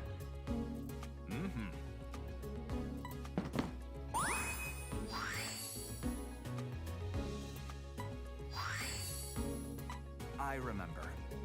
What gen does this game go up to? What was after Gen 8, so I would assume it'd have some Gen 8 Pokemon in it, but I doubt it's everything. It cannot be everything. By the way, Yeah, Pokemon. since my Filmworks has another sale going on. Yeah, I knew they would. Actually, and fun fact, I think that's another set we released or we've been binging buying from. I actually got a duplicate set of one I got before from the last sale. Yeah, I doubt it'll be much different than what they usually do on sale. Yeah. Yeah, they usually go about the same stuff. Yeah. Although they do have some great titles that I think are worth checking out, like Sentai Filmworks' library is underrated. yeah. Like one series they have on sale for like 21 bucks right now is Cross Age. Yeah. Like And for 21 bucks, that's actually a really good price for that Yeah. series. keep an eye on that one because that's a major series in Super Robot Wars V, and I will be discussing it at length. good luck. Oh, and do Do they have what? Oral Battler Dunbine. Yeah, another one. That was actually from the older ED. We got that one. Yeah, Oral Battler Dunbine, 26 bucks. Yeah, if you guys haven't checked out Dunbine, that is actually a surprisingly good show that I had a great time with. Yeah. And the English dub wasn't actually half bad either. I mean, it wasn't like the, Ooh. Either way. I wonder where that belongs to. A giant Ariados is right behind you. Spin around. Welcome to the forest.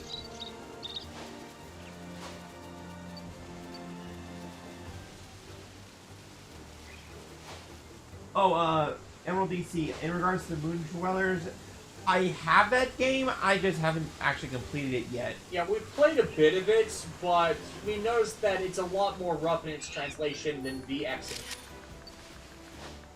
But not to say that I have any disrespect towards the OG Robot Wars characters. No, no. I want mini plus of so many of them. Holy crap, Arbok, that's right. Good shot. Where were you when you learned that Arbok was just Cobra spelled backwards? With a K, because poor literacy is cool. Damn it, I know, but it was being blocked by the fucking tree. Oh, can you look behind you? I am looking behind me. Dang it. Yeah.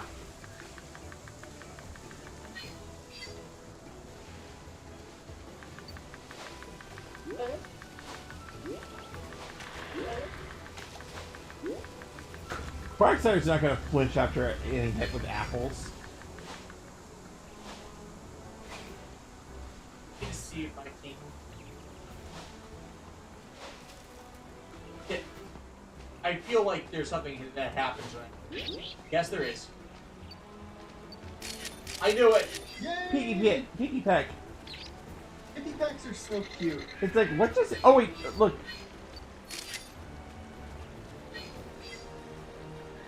The life bar just jumped down.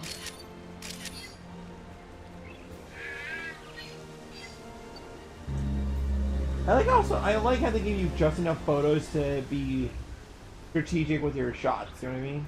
Like, get multiple. Yeah.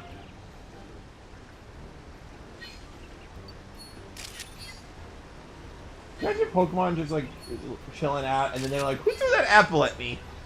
I mean, thank you, I'll eat it, but still. Imagine being like having a cat sleep on you. Oh, really? Wait, is that Photon's complete collection for 27?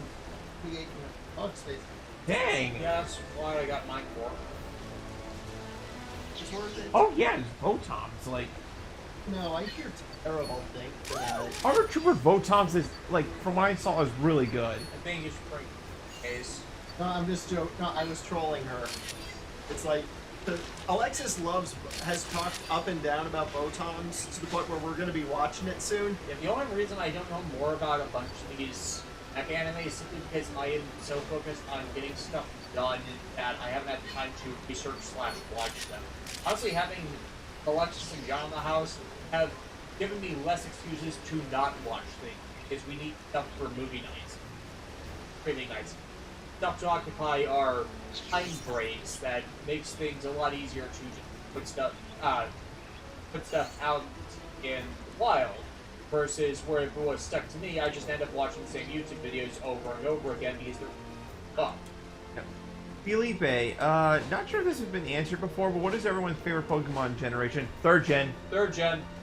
I would say, yeah, about third gen.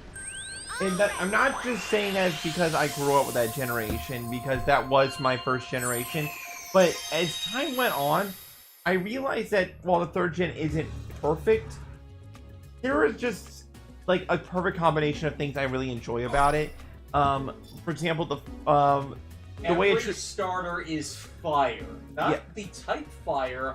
Fire as in they are on fire. Blaziken, Sceptile, Swampert, and I love how the Hoenn region treats its legendaries like they are truly mythical forces of nature. You know what I mean? That's the whole thing of the game, you know? Like, and people joke that it's like, oh, 7 out of 10, too much water, but you know, That was the remake they did that way. But my point is, like, when I think about a good time, I think about the Hoenn region, and the first time I learned about Rayquaza's existence, right? Like, I'm like, wait, what do you mean there's a third legendary? I thought there was just Groudon and Kyogre. And then you discover the Sky Pillar. Oh. Yes. And then you fight all the way up to the Sky Pillar, and you have to use a bike that you previously never really had to use before, you know? Yeah. You think you can get through the Sky Pillar with, like, just the Acro Bike. Oh no, you need the Mach Bike and have to develop reflexes to, like, get around the pitfalls, and then And then there's everything with the Reggies. Oh, yeah. Like, you sure get, like, that whole puzzle-solving process is a pain, but I appreciate that it was like trying to make Game of the Legendaries the challenge. You know what I mean? Yeah. Now, I honestly hate second and fourth gen the most. I think Unova took a step up to storytelling. I don't get the hate for 6th gen. 7th gen, I never actually completed, so any opinions I have on it are weighted by that.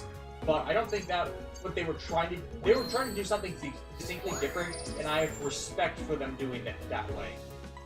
Senya, if it had Shield Doggo, I'm gonna squeal. Shield Doggo, good doggy. Shield Doggo, good. Emerald DC, since talking about Ideon, it makes me wonder, what was your first first Kill 'Em All anime? I think Or everybody dies at the end? or I don't know about a Kill 'Em All ending, but I do know about the one where I don't particularly care for Kill 'Em All like endings. I don't particularly care for them either. Like the thing with me, It's so you don't have to write an ending for people. well, okay, There is something to be said about them, but I think that a lot of people who have tried to make an ending where everybody dies is just like it's either trying to copy what Tomino did, which is popular because it was different, or they're trying to, as I said, skip out and actually have to write an ending. Now for me, I don't particularly care for Kill 'Em All endings, but my other opinion on endings of like animes or games or whatever is that whatever ending you're going for, you must establish that it's a possibility beforehand. Like, and when I say beforehand, I don't mean like when you're in that final dungeon. I mean like there's like a constant theme throughout the story that makes it clear that things aren't going to end as well for everybody. You know what I mean? Yeah, at least foreshadow it, which I think a lot of the ones that tried it after it didn't successfully do. Right, because like, you know, with Dunbine, like I really like that ending because that one you at least felt like if it takes us dying to solve this issue, we're going to die. Right. That there was a foreshadowing of that happening. Right, like because the conflict escalated to the point where no words could be possibly said to calm anybody down. You know what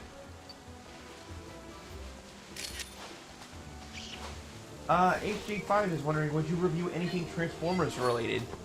Considering Hasbro's kind of anal about that kind of thing, not really. Plus, I think that I mentioned them before. Transformers: The Basics is basically covering everything in importance in that regard. So, Chris McFeely, that's the guy. I went on that yesterday, 2 days ago, where that was just my feeling.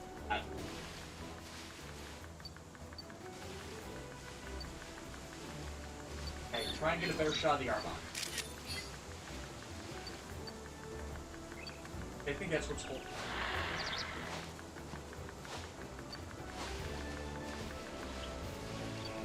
Okay, yeah, I had to pick.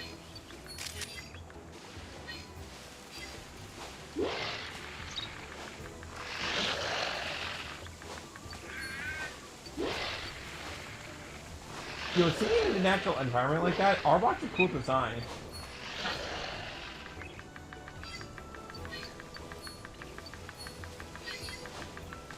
And also, this is the kind of game where they actually have to think about the scaling of Pokemon, you know what I mean? Yeah.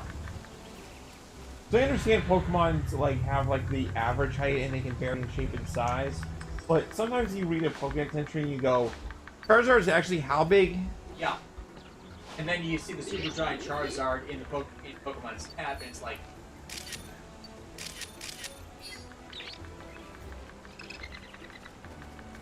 how do you get the Super Giant Charizard? Well, you see, you have to knock a Charmander in Charmeleon, excuse me, the lava pit. That's just kind of mean. I know it has Fire Eater. But it's still kind of mean to knock a creature into a fire pit.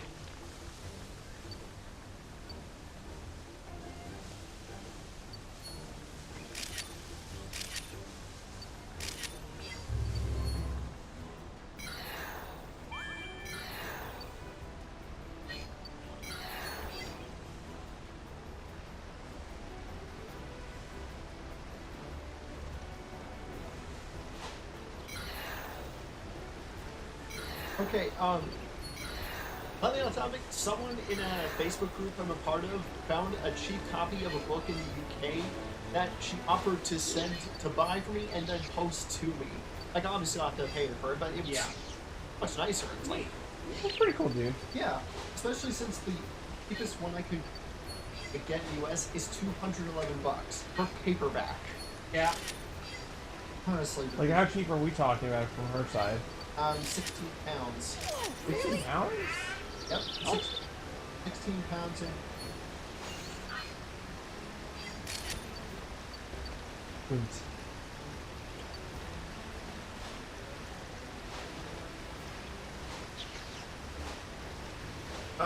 Actually, Felipe's asking, how did we all meet? The Last Angry Geek, aka Brian Hines, ran a Facebook group. We were all part of it. I sometimes posted videos to it with Brian's permission, and we kind of started talking. I think it was Alexis when he was saying that he wanted to go cheap back when you were he. Sorry, that's where that was. That I was thinking back on that. That they were really into Yu-Gi-Oh! And I said, hey, I'm really into Yu-Gi-Oh! Why don't we try, like, dueling over the dueling app for that? And John was a mod for that group. We also got talking on occasion, and then I saw interest in wanting to go to MagFest one year. And Alexis was willing to hold me up for a couple nights, and we collectively went together. That was a magical time. Yeah. It was really cool. And then we just kept in contact after that, and we did a bunch. We did the whole MagFest trilogy thing too from that. Yep. I'm pretty sure people didn't know my name because because Alexis had at least been my co-host for the dual streams before that. Yeah. Like John had been doing minor reviewer stuff on his own but it was more like, hey, for people who know us, we're all D-list, so let's just try and do something together. Yeah. My thing was that I did, I used to do article writing for a friend who is no longer a friend. We've fallen out. Well, mostly I cut off contact. But, but yeah, we got to talking and, and it was pretty cool to meet, it's pretty cool to meet your internet friends in real life. And, yeah. And to hope that you'll actually get along with them in real life. Which we've struggled a bit with that over the years, but we've most worked through it. Yeah. Although I will say, like, I remember I'm not gonna lie, Davis, I remember the day when you asked me, hey, one of you roommates? And I immediately read that, and I'm like, yes. Like no hesitation. Because for me, I used to work at Best Buy part-time for, like, 3 years. Like, getting the minimum wage. Like, sure, it was, like, 13-some bucks an hour at the time, but it's like, I wasn't going anywhere. I was literally stuck in place, and it wasn't until this man over here asked, hey, let's be roommates, I can help you get a job out at Amazon in Wisconsin, that I'm like, it's way better, taking a risk like that is way better than what I'm doing here, so... Yeah, and that happened because the stars kind of aligned. I had to get a job at Amazon because my existing part-time job at Michael's Arts and Crafts, while I really liked it, was not going to pay my bills because I was living at my mom's place at the time, and she decided she needed to sell the house because my stepfather caught ALS. Actually, the month I moved out of the house, he actually died, which kind of resolved the problem and boot. Neither here nor there. But around the same time that I was starting to look for apartments, John complained to me over Facebook chat that he was just super frustrated at his current job, where he was also working part-time in a market by his house, which we've actually been to when we went back to DC, and it is a very nice place right next to a school.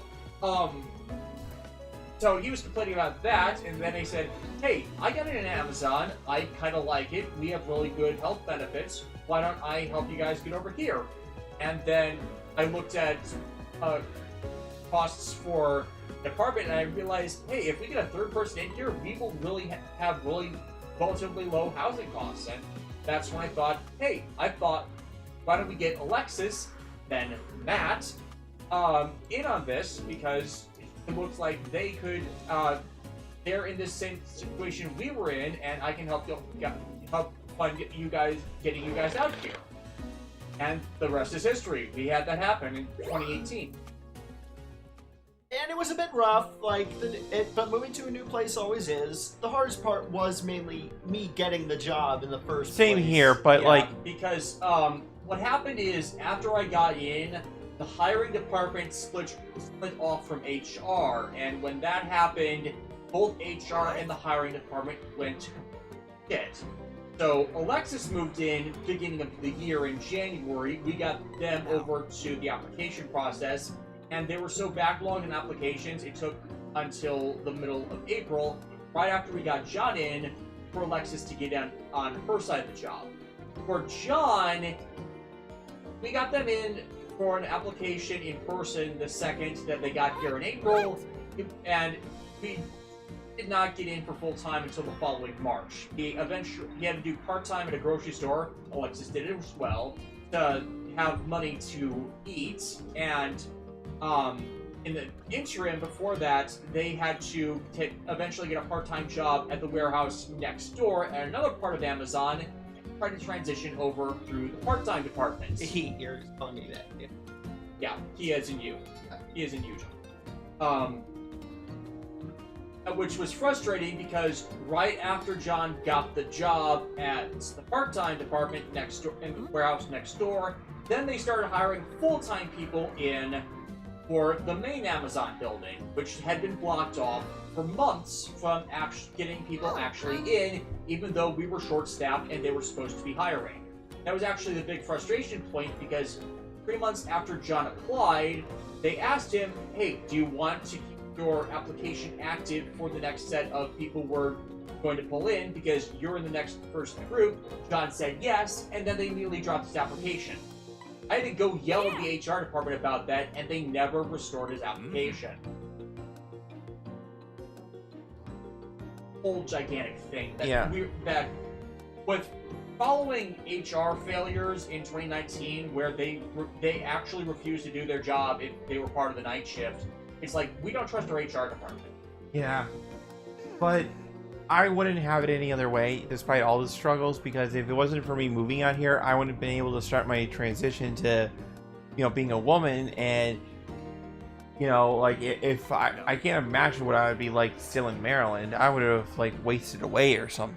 Yeah, and it was awareness of Alexis, then Matt's wish to transition that I looked up the health benefits we got, and it was really good for people that were trans. So that was part of why I offered it.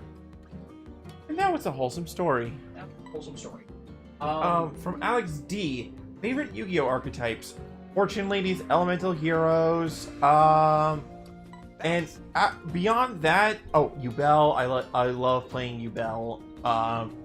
Ever since Davis sicked Yubel on me that one time, and I got you to rewatch TX with subs, and you went from there. Yeah, and but I remember our first duel streams. The Fortune Ladies have such an important connection to me because I was looking at all the different archetypes. I'm like, what is an archetype that I could bring to the table that nobody would have seen before? Because I knew you guys were experienced, and I was out of the game, so I needed something that nobody saw it coming. And then I came across the Fortune Ladies. And she has been genius with them ever since. I once combined Fortune Ladies with the Resonators of the Red Dragon Archfiend variety and made it work. And it's a deck that still works. It still needs some fine-tuning, we will agree. Right. Fun. But he's genius with those. Yeah, and it's like, nobody expects the level modulation, and nobody saw the code for what it could be. You know what I mean? I honestly think they were the biggest overlooked archetype of the 5Ds era, primarily because everybody got focused on the fucking Blackwing. And I would when Fortune Lady's got more support in, I think, the Arc 5, Vrains era? They've got, yeah, they got support cards we never actually went around to collect. We need to find which pack those were in. Yeah, we do. Well, they should be available as individual singles on Amazon as well, but the same difference. I still like the idea of getting the packs, though. I do too, for at least the base, and then we can collect the singles. Yeah, well, whatever we get from there. But, yeah. And the thing is, when I choose my archetypes, I go for things that people don't expect, or like people are playing, but I don't think they're playing it in the way that I particularly like. You know what I mean?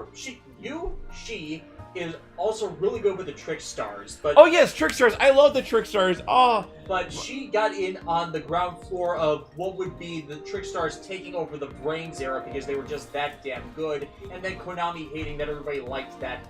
Over these like if you.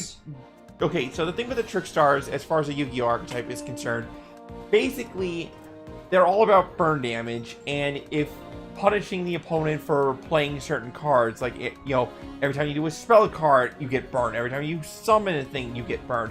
The thing is, like a proper idol show, it's all about the staging. If you stage things too early to attack one specific attribute of a person's deck, they could be doing something completely different. That's honestly why people liked playing both with them and against them, because you had to play things smart to both use them correctly and get around them. I think some of the best challenges I had in the last few years as a player was when Alexis was using the Trick Stars in the early Brain streams, and I had to figure out, how can I do what I normally do without killing myself? And even though you may have beaten me, I still like to think I kept you on your toes, something fierce. Because the way I build my decks is, they're all driven so the resources I have will both be at hand, but I don't overcommit to just one thing.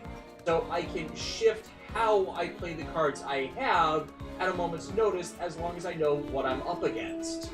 With the lockdown decks, they don't let you do jack squat, and that's why I hate playing against them. And especially, there were a lot of lockdown strategies with the Link monsters in Brains that made people just say, you know what, fuck it, I'm done with Link monsters. But Trick Stars were the exception, because they didn't lock you down, they made you have costs for doing what you wanted. So you need to figure out the way around that. Yeah. So yeah, back to the game. For me, my favorite archetypes are Blue Eyes, obviously. Half the ones revealed in GX.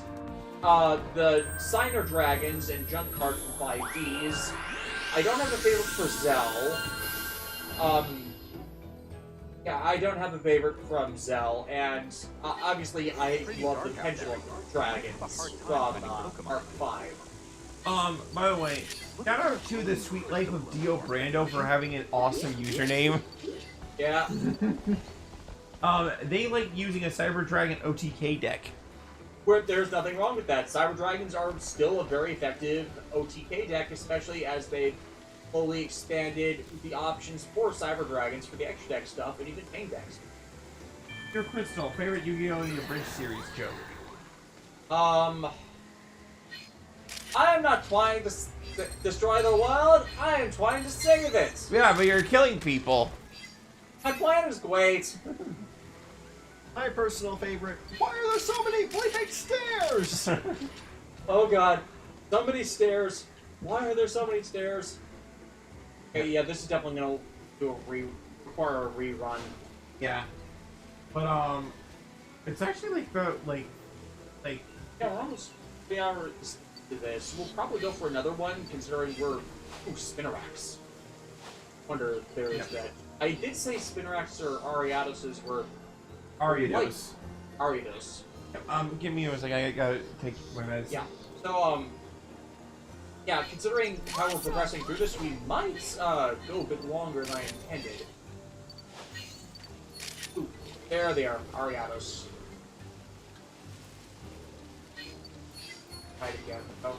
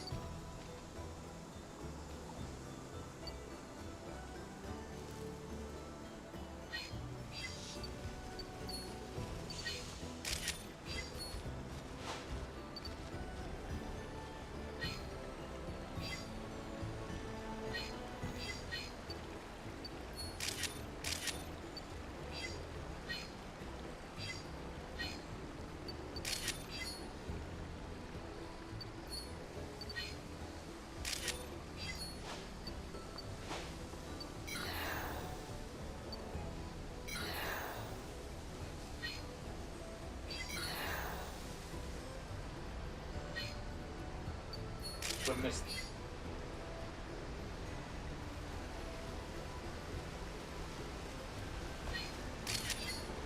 And missed an action pose.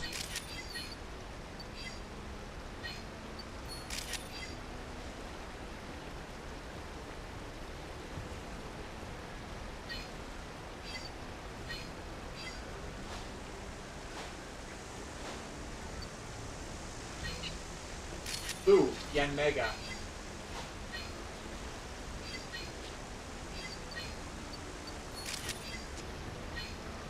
Canopy. Save servant from fate. And why are they saber? No, And why are they saber faced?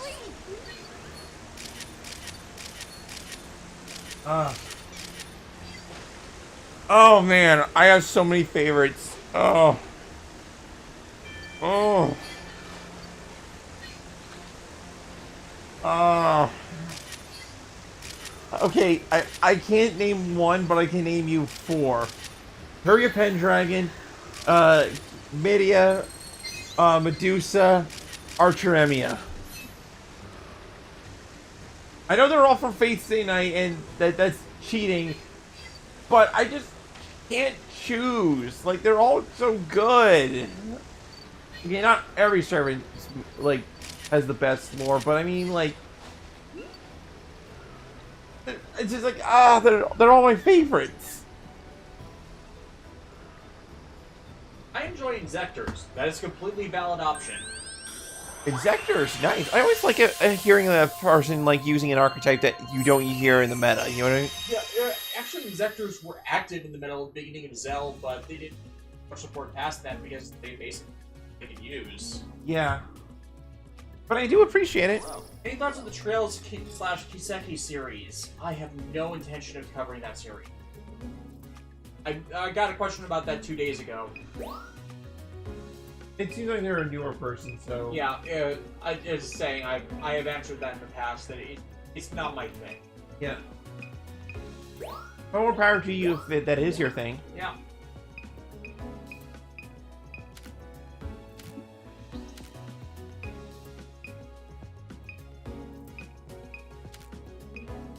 This is definitely a game to come back to. Yeah. This is like a game you throw up for chill times, right? I have a bunch of it. Justin Simono. Fran is best berserker. Oh, Frankenstein. Yeah, there's no arguments there.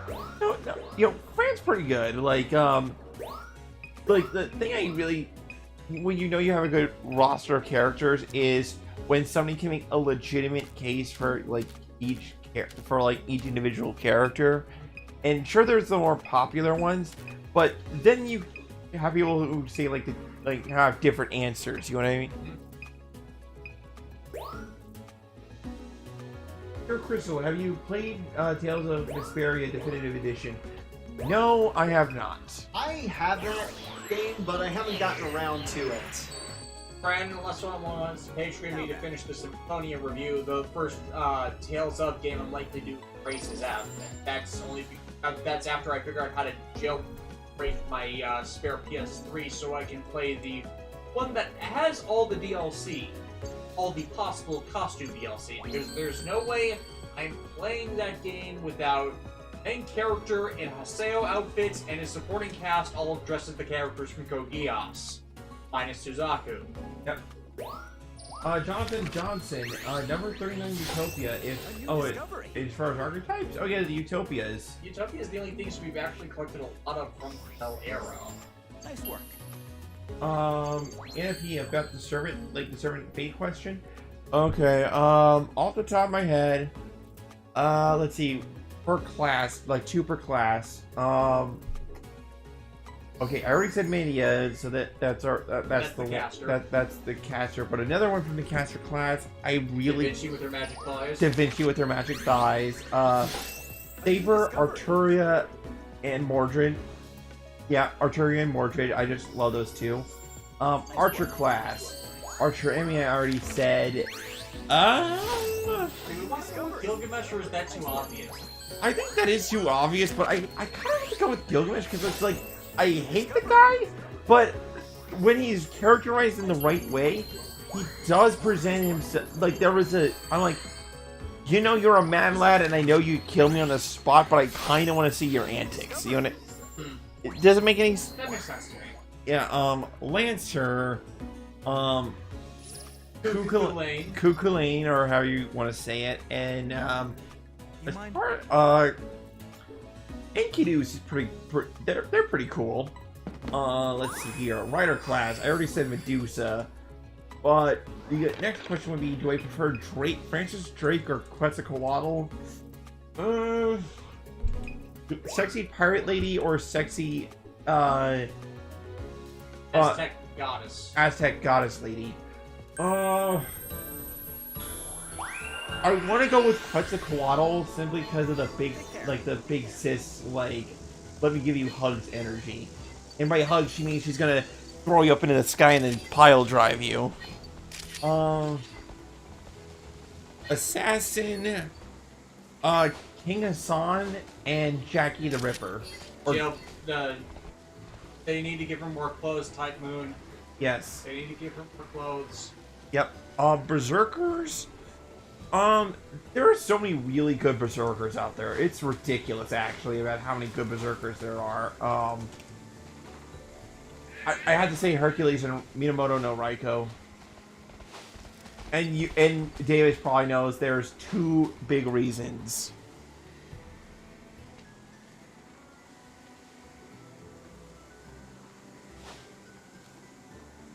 Go ahead. Alex, say it. what? Go ahead and say it. No, I was just gonna go to the next question. Alex C, your savior. Finally, somebody asked this question. Any favorite Macross series or general Macross opinions? Thank you, Cultured Dick Culture. Finally, I've not seen Delta. I have seen 7 and half of Macross, but my opinions of Macross are weighted by Macross Frontier are weighted by the fact that I haven't seen Frontier in well over a decade, and it was part of an anime club in college that I was half paying.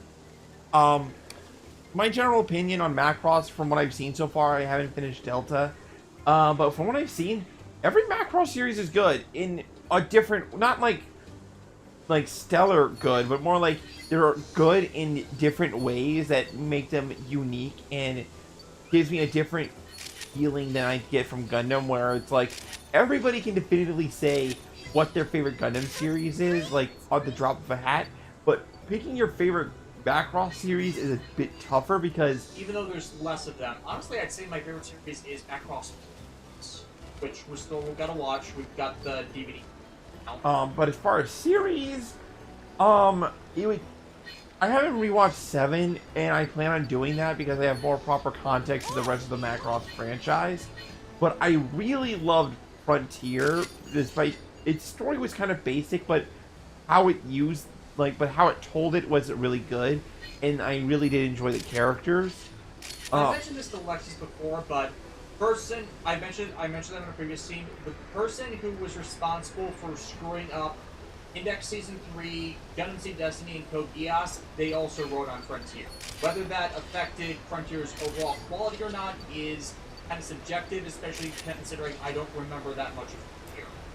Like, all I really know is that it's only 25 episodes, and it tells the themes and stories that it needs to tell. You know what I mean? So I have a feeling that because it was also an anniversary season, they whoever the writer was, they just looked at them like. There were a secondary writer on all but Index Season 3. So, if that definitely happens to have to be a case of how much were they involved and what episodes did the damage that they suffered. I think Frontier was probably the one that likely got off the lightest on. But Super Dimension Fortress Macross, the one that started it all, that outside of animation issues that were the result of them outsourcing to a Korean studio, yes. Yeah, I remember that story. Yeah. It's actually really good, especially like when you take in context of the character of Min Mei and how later series would treat her character and will like balloon her into a mythical proportion when really she's just an average girl who happens to sing like a freaking angel. You know what I mean? Yeah. You can mostly define the story of the original Macross from the Robotech adaptation. They did not change that much, but it is... So, you can get a semblance of what Macross would do later from that, but it's not perfect, and it probably needs to be released as its own series, or you need to watch it sub to get everything, especially as you then have to whip out the parts they changed to fit the series amalgamation. Yeah, but yeah, Macross is really good. There's only one other franchise I can name where like 99% of the songs are absolute fire. Like Yeah, the dub songs for Robotech are terrible. yeah, it's like if you want to have earworms, like absolutely like some absolute fire songs are from Macross 7's Fire Bomber Band. Like Neki Basara's like lyrics will like they will be in your brain long after this you finish watching the series for a good reason. YF-19 is my favorite Macross Like, style. I really wish they would make an updated model kit of that thing. I really do. Like that thing is so good. Moving on to Cure Crystal, have you seen the Nanaha movies or series? Long time ago. I really want to watch those with you. Yeah, long time ago, in a galaxy far, far away. I like the Nanaha series. Yeah. It's also the first time that Nana Mizuki, quote-unquote, plays a lesbian romantic interest character. I say quote-unquote because they never actually get the reality of that relationship on screen, but everybody knows that's what's going on there. It's like we all know they're totally like holding hands in bed. Yes. It's like, mommy, what are you doing? We're just holding hands, sweetie. Lewd. Nice work. Nice work. Alex D, I know you're covering Super Robot War soon, but have you ever have any experience with Another Century's episode? No. Honestly, the most we've got of the other Super Robot War stuff is I got a copy of Psybuster from... Crap, what I got it from? Sentai Filmworks. Sentai Filmworks. And Psybuster is kind of huge. In that it got its own 26-episode animated series, but it's mainly has its story told by running into a bunch of other Super Robot War series. So, anytime you see Psybuster in a Super Robot War series, it's all, I believe it's all canon to that character's individual journey. Yeah, like Murasaki, the whole joke with him is that he keeps popping up in places, and it's like, where am I gonna wind up this time? You know? Because he is a super popular character, and his unit is super good, and I'm super glad that it's getting a model kit sometime soon. Which is super mega. Kill her like the rest. I can't. They've had visual evidence of me doing it. Damn it. I know the perfect follow-up response to this conversation. I'm not gonna say it because then you would actually kill me. Does it involve the word win? Davis, we're just besties forever. I okay.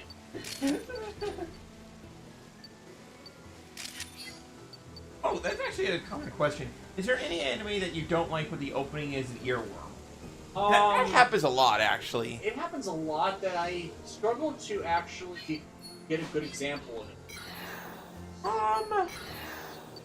Okay, I got one. To give credit, Victory Gundam's second opening I don't hate, and I do catch myself reciting, like, the chorus, "Don't stop, carry on." Like, but although I'm more of a fan of its first ending theme, "Winners Forever," like that's a good one. maybe not necessarily in the visual department, but I just like I'm a sucker for cheesy 90s electric guitar riffs.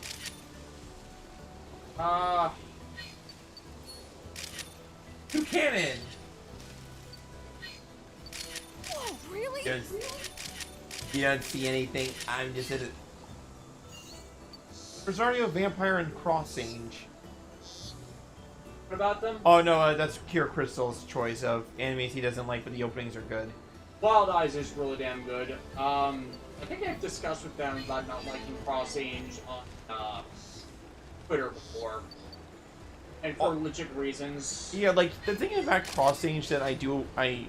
We'll get to that. Yeah, you have a whole thing on that. So I let's wanna, not... Yeah. Let's not get into that for people who are not Ishi.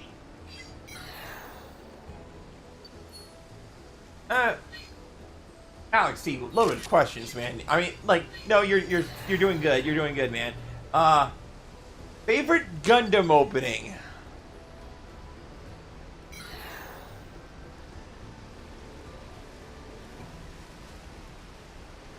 This is a devil's advocate kind of question because no matter what you say, someone's going to say you're wrong. Like, I've got a short list of ones I really like.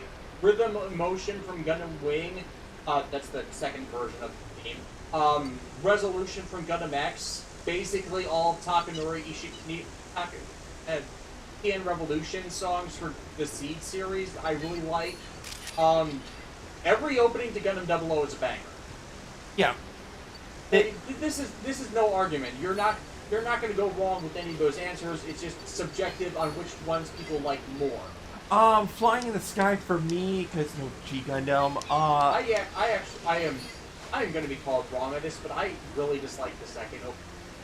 Trust You Forever. Yeah. I like it too, but no, Davis, you didn't let me finish. Yeah, I'm saying that, but you not liking it makes sense, you know. But then after that, I really like Iron Blooded Orphans' first opening, Raise Your Flag. You know, yeah, that's another good one. Like it's like not just like the lyrics, but the composition of it. You know what I mean? Like the way it starts off, and it just has like this raw feeling to it. It's like, in fact, you could insert that into Kamen Rider Gaiden instead of their version of Raise Your Flag, and it would work just as well. Right. And I also like the second opening, Survivor, and I think it's their fourth opening, Rage of Dust. Nice work. I really like it when an opening carries the themes of the show in the instrumentals. Yeah. Dragon Man X90 says, or the one from Gundam Wing Waltz, that's White Reflection.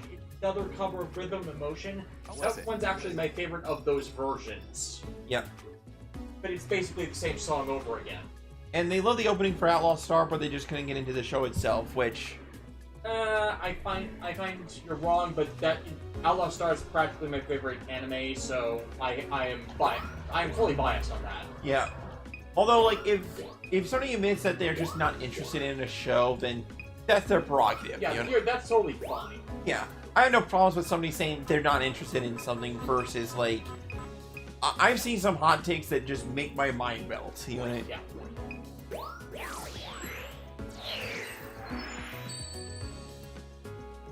Alright, nice work. Or... Post it to Instagram. Nice work. What's this? All your snapshots. No. Become an Instagram influencer. Are there any... Here, Crystal. Yeah, remember... YouTube catches swearing, so Alexis can't see ones that require my authorization. Are there any anime endings they call bullshit on? The ending to G-Reco. That thing is just painful to look at. Wait, what happens? It's just the image swaying, Oh. and then the stills of the characters coming up over the background image moving. Oh no, I think they're talking about like endings to animes in general. Like, Okay. Not like the kind like where you go, okay, that was dumb. You know what? I don't want to say it because I have a whole rant on it later. But yeah, there are several where these are bad endings, and they're ruined by the rest of the show before it, not allowing it to be what they want it to be. Okay, I mentioned it before, but Victory Gundam's ending makes no absolute sense. Yeah. Like, I hate how they killed everyone at the end of Zeta. And at least the way it was executed. Especially Emma Sheen's death. That one was... Emma Sheen's death is just outright insulting. Like, okay... Don't get out of a mech in an asteroid field! Okay, No, that's not what happened. Don't get out of a mech when you know a robot outside is going to explode. Oh, right, yeah. Yeah. Oh, and Dragon Man's just clarifying about the Outlaw Star thing. He couldn't really get into it because most of that was due to constantly coming home about halfway through episodes. That explains a lot. Yeah, no... If you can try and see it now, I believe it's streaming on Funimation. Yeah. Try and watch a few episodes that way, see if you get into it. Otherwise, I totally understand if you just have too many bad memories of getting home in the middle of the story to really be able to connect with it. That is totally fair.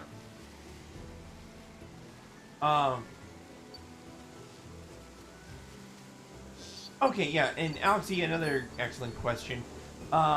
Any series that you once loved that sequels or spin-offs have completely ruined for you? For them, it's Eureka 7. Code Geass. I hate the movie timeline and Lelouch the Resurrection. At least what I know about what goes on there. Yeah, I still feel like we should at least watch Lelouch the Resurrection simply for the, like, not just for posterity's sake, but what, like, because you only got, like, secondhand plot details. I watched a lot of the clips. Yeah. Yeah. Like, I haven't. You haven't. Yeah. I just feel like when we watch that kind of stuff together, we both get different perspectives and become better informed on a subject, you know? Yeah, it's like, my opinion on Code Geass is that the more they make addendums to the series, the less elements they try to push work. Like, the Akito the Exiled OVAs showing how truly villainous a character Suzaku is by him using a brainwashed, mind-screwed Lelouch to basically conquer Europe.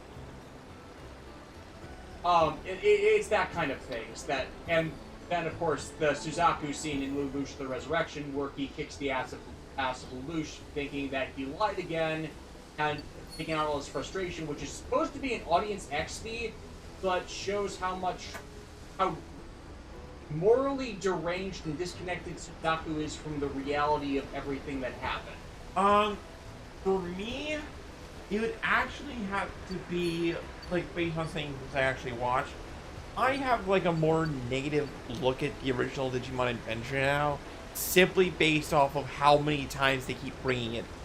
Cry and Lost Evolution Kizuna have definitely damaged the original Digimon I haven't even Adventure watched... worse than Zero Two. Yeah, like, I haven't even watched those things all the way through, and the thing is that makes me, like, have a more disdain to look at Adventure is that, I mean, yeah, it was good. It did a lot of different things that kids anime, or anime, I should say, aimed at kids weren't really attempting at the time. But, you know, when you keep going back to that same creative well, it runs dry quick, right? Yeah. And meanwhile, like, heck, I would take a Digimon Data Squad. You know what I mean? Yeah. Like, I would like to go back to that because, sure, Masaru going around and punching Digimon is, like, ridiculous, but at least it has its identity, you know what I mean? And at least it made sense in show, you know? Yeah, whereas what happened with Adventure is it's what Toei does a lot with the series. They made that one the definitive one, so that going back to it, oh, now we can see more of what their lives were. Why couldn't we see how their other series that did not get originals? Or didn't have epilogue stories that truly included them. Like, you know, maybe Frontier, or... Like, okay, Frontier's ending was a bit more definitive, but you get what I'm saying, right? Yeah. Like, it's the, like... You kind of hate to see it, because it's like, you know you don't want to... It's... The original thing wasn't bad, but because they keep doing so many bad things with the spin-offs, then you're like... You question whether or not the thing you liked was good in the first place. Yeah. I also know that a bunch of the later Universal Century Gundam stuff, because of their subtextual elements about the nature of the entire universe, have definitely helped to harm my appreciation of Universal Century as a whole. Case in point, how basically the entire Earth Federation is a fascist government, that the quote-unquote villains of the Gundam series that quote-unquote cause these wars are actually trying to lead a resolution against these more nefarious powers, but the protagonists of those series end up enforcing the order of that fascism. It's not, I don't feel like it's intentional for some of those shows, but it's a bigger... It reads that way. It's a bigger context that results from the reading of context around them. By the way, I'd like to thank you guys in the chat for providing such excellent questions and discussion material while Davis is playing the game and everything. It's been a very lovely stream so far.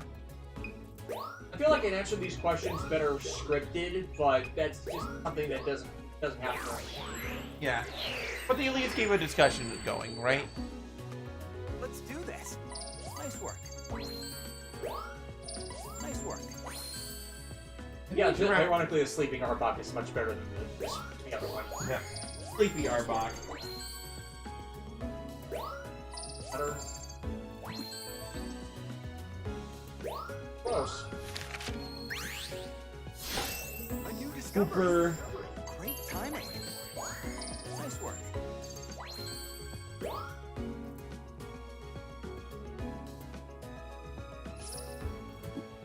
Oh. What else? Stories that love the sequel counts that completely ruined. I know we read that off, but I still can't think of. Oh yes, Evangelion. I hate Evangelion 3.0. I literally sold everything Evangelion I owned because I hated that movie so much. I know that 3.0 plus 1.0 tries to fix a lot of what 3.0 did. It's just, it's been festering for freaking years. At the very least, Anno was probably aware of what... Anno was aware that he completely screwed up with that one. He knew he screwed up with that one even as it was releasing, and Funimation's dub of that movie did not make that situation better. I have a whole spiel on that mess, but yeah, I'm still technically on the outs with Evangelion, despite saying, read the manga and read the anime light novels. At the very least, Anno, has done other good things, right? Yeah, Anno's done other good things, and he's a creator that once he gets over his reaction to people's reaction to his work, that he at least listens to critical feedback. I still have immense respect for the guy, but that movie was just so bad for me. Alex D, thoughts on the Xeno series? We haven't really, actually played I any want to play all of them. I have heard such good things. I own all of them to date. Yeah, and I only brought up that question because they seem like a newer person. Yeah, I don't know. That's completely fine. The Xeno games are definitely ones I want to do reviews of, simply because they've been around for so long, and I'm so curious about Xenosaga. Because I've played and seen so much about Cosmos and Telos. Emerald DC. When it came to anime sequels, Prince of Darkness, Gatekeeper 21, or Dragon Ball GT, they usually don't do well. They have a good idea, it's just the execution doesn't land well.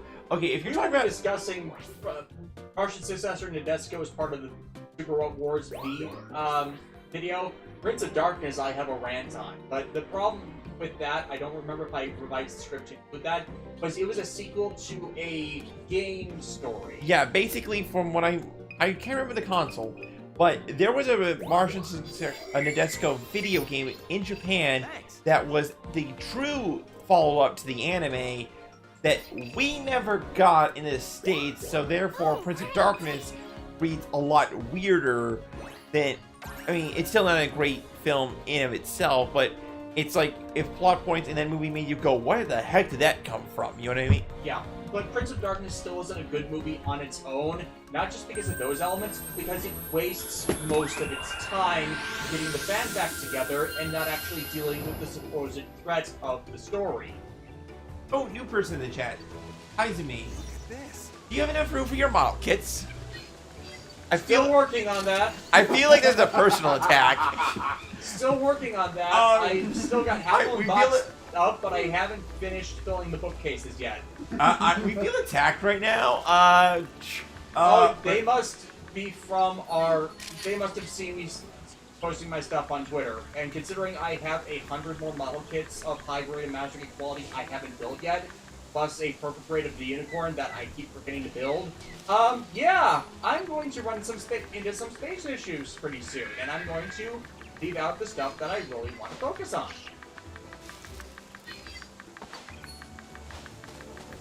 Stupid model kits are like potato chips. You can never have enough. I mean, Except you can. potato I'm chips close won't to it. flood your house. I actually just built this guy today. Yeah, the Lasner. Yeah. Ooh, there's the Arbok. Slithering away now. Oh, Super! Oh, he's so surprised.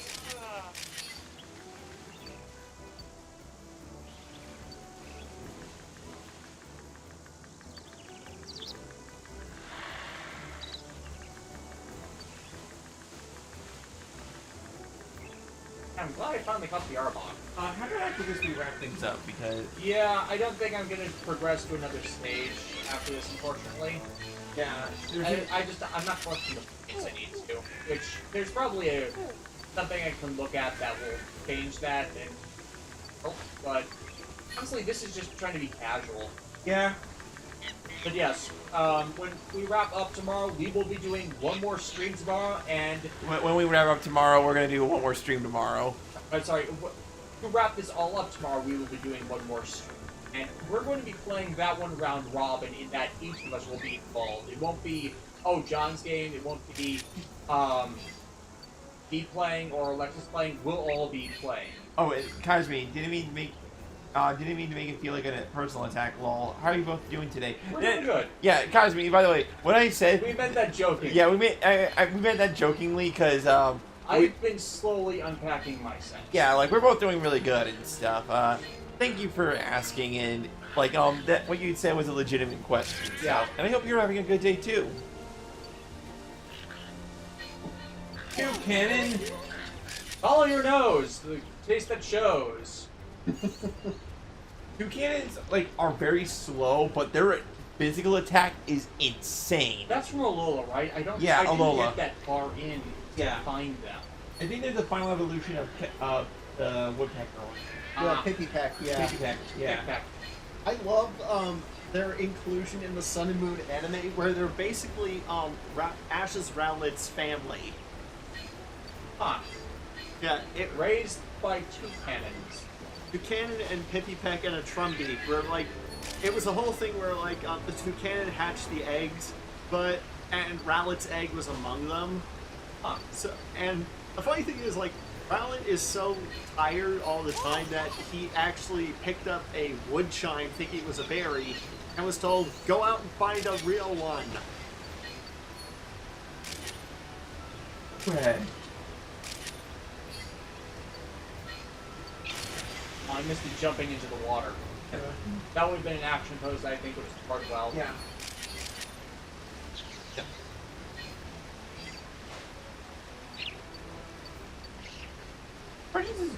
This is good. At least like the anime is. Her is the love interest for Dante and Devil May Cry. Trish or Lady? Okay, Dante's in love with his pizza and guns and stuff, and Also strawberry milkshakes. yeah. As far as love interest, here's the thing. I don't know if Dante's really interested in that sort of thing, but he does have like two lady friends that give it constantly like roast him. You know what I mean? They have a weird dynamic going on. For me, it's Lady. Lady's really cool. I'm gonna be honest. I joke, but Lady is like perfect for Dante. Like, come on, she made a skirt out of like a bunch of ammo packs. You know what I mean? Like the Calamity, like what is it? Calamity Ann? Like her rocket launcher in Devil May Cry 3 it's so good. How is that a 3-star? How is that a 3-star? I think it was because it was in mid-roll. No. There were metapods? Oh, Where is even the metapod in that? Well. Alex, the favorite duel in a Yu-Gi-Oh anime? That's a question I think we should save for another time since we're going to be wrapping up. But that is a very excellent question that we have to think upon. And Felipe Vega, thanks for the stream, guys. This was my first, and I was able to get in on the time. It was fun, and I appreciate that you answered my questions. We appreciate that. We're actually trying to find a day to stream more regularly, so maybe we should try more for Friday than for Thursday. Yeah. Even though I normally go to work on Saturdays due to how I'm currently scheduled. Yeah, but like, you know, like it's like we appreciate everybody who does show up since, you know, we're pretty small at the moment, but you know, at least this way, like, you guys know that, you know, we're just a couple of nerds hanging out and everything. We're complete dorks. Yeah, we are complete dorks. Alexi, no worries, thanks for the great stream. Oh, thank you, man. Yeah, and so we will be wrapping this up as soon as we get the final reports. That actually does make me feel really, that makes me feel good, because like I try my best to like look at all your questions and see if we can't answer as many as we can to let it, because we're listening, and you know. Yeah. It's like, I feel like I'm better at this now because I'm a bit more mellow, because I used to yell at people. Yeah, you did. Yeah, and I was often out of line with that. A new discovery. Where was the Metapod in that? Is the best? Joey, one last question from Joey, a new person who just popped in. Another Sevens question. Okay, blanket statement, folks. We have not seen Seven. We have not seen Sevens. But for me personally, if somebody is enjoying Yu-Gi-Oh! Sevens right now, that is totally 100% okay. I haven't seen a singular episode. I have no strong feelings of it one way or the other. Nice work. Although I will comment on the Rush Rule format real quick, that I think, like, it may have potential, but I'm not a fan of it, and we'll stick with the normal format for the time being. Yeah. Cosme, nerds here. I never noticed. Hides all my Kamen Rider stuff. Basically. What do you mean? I am a perfectly normal person. Hides all my animes. Okay, so yeah, that does it for us today. We will be back with something that will just be driving us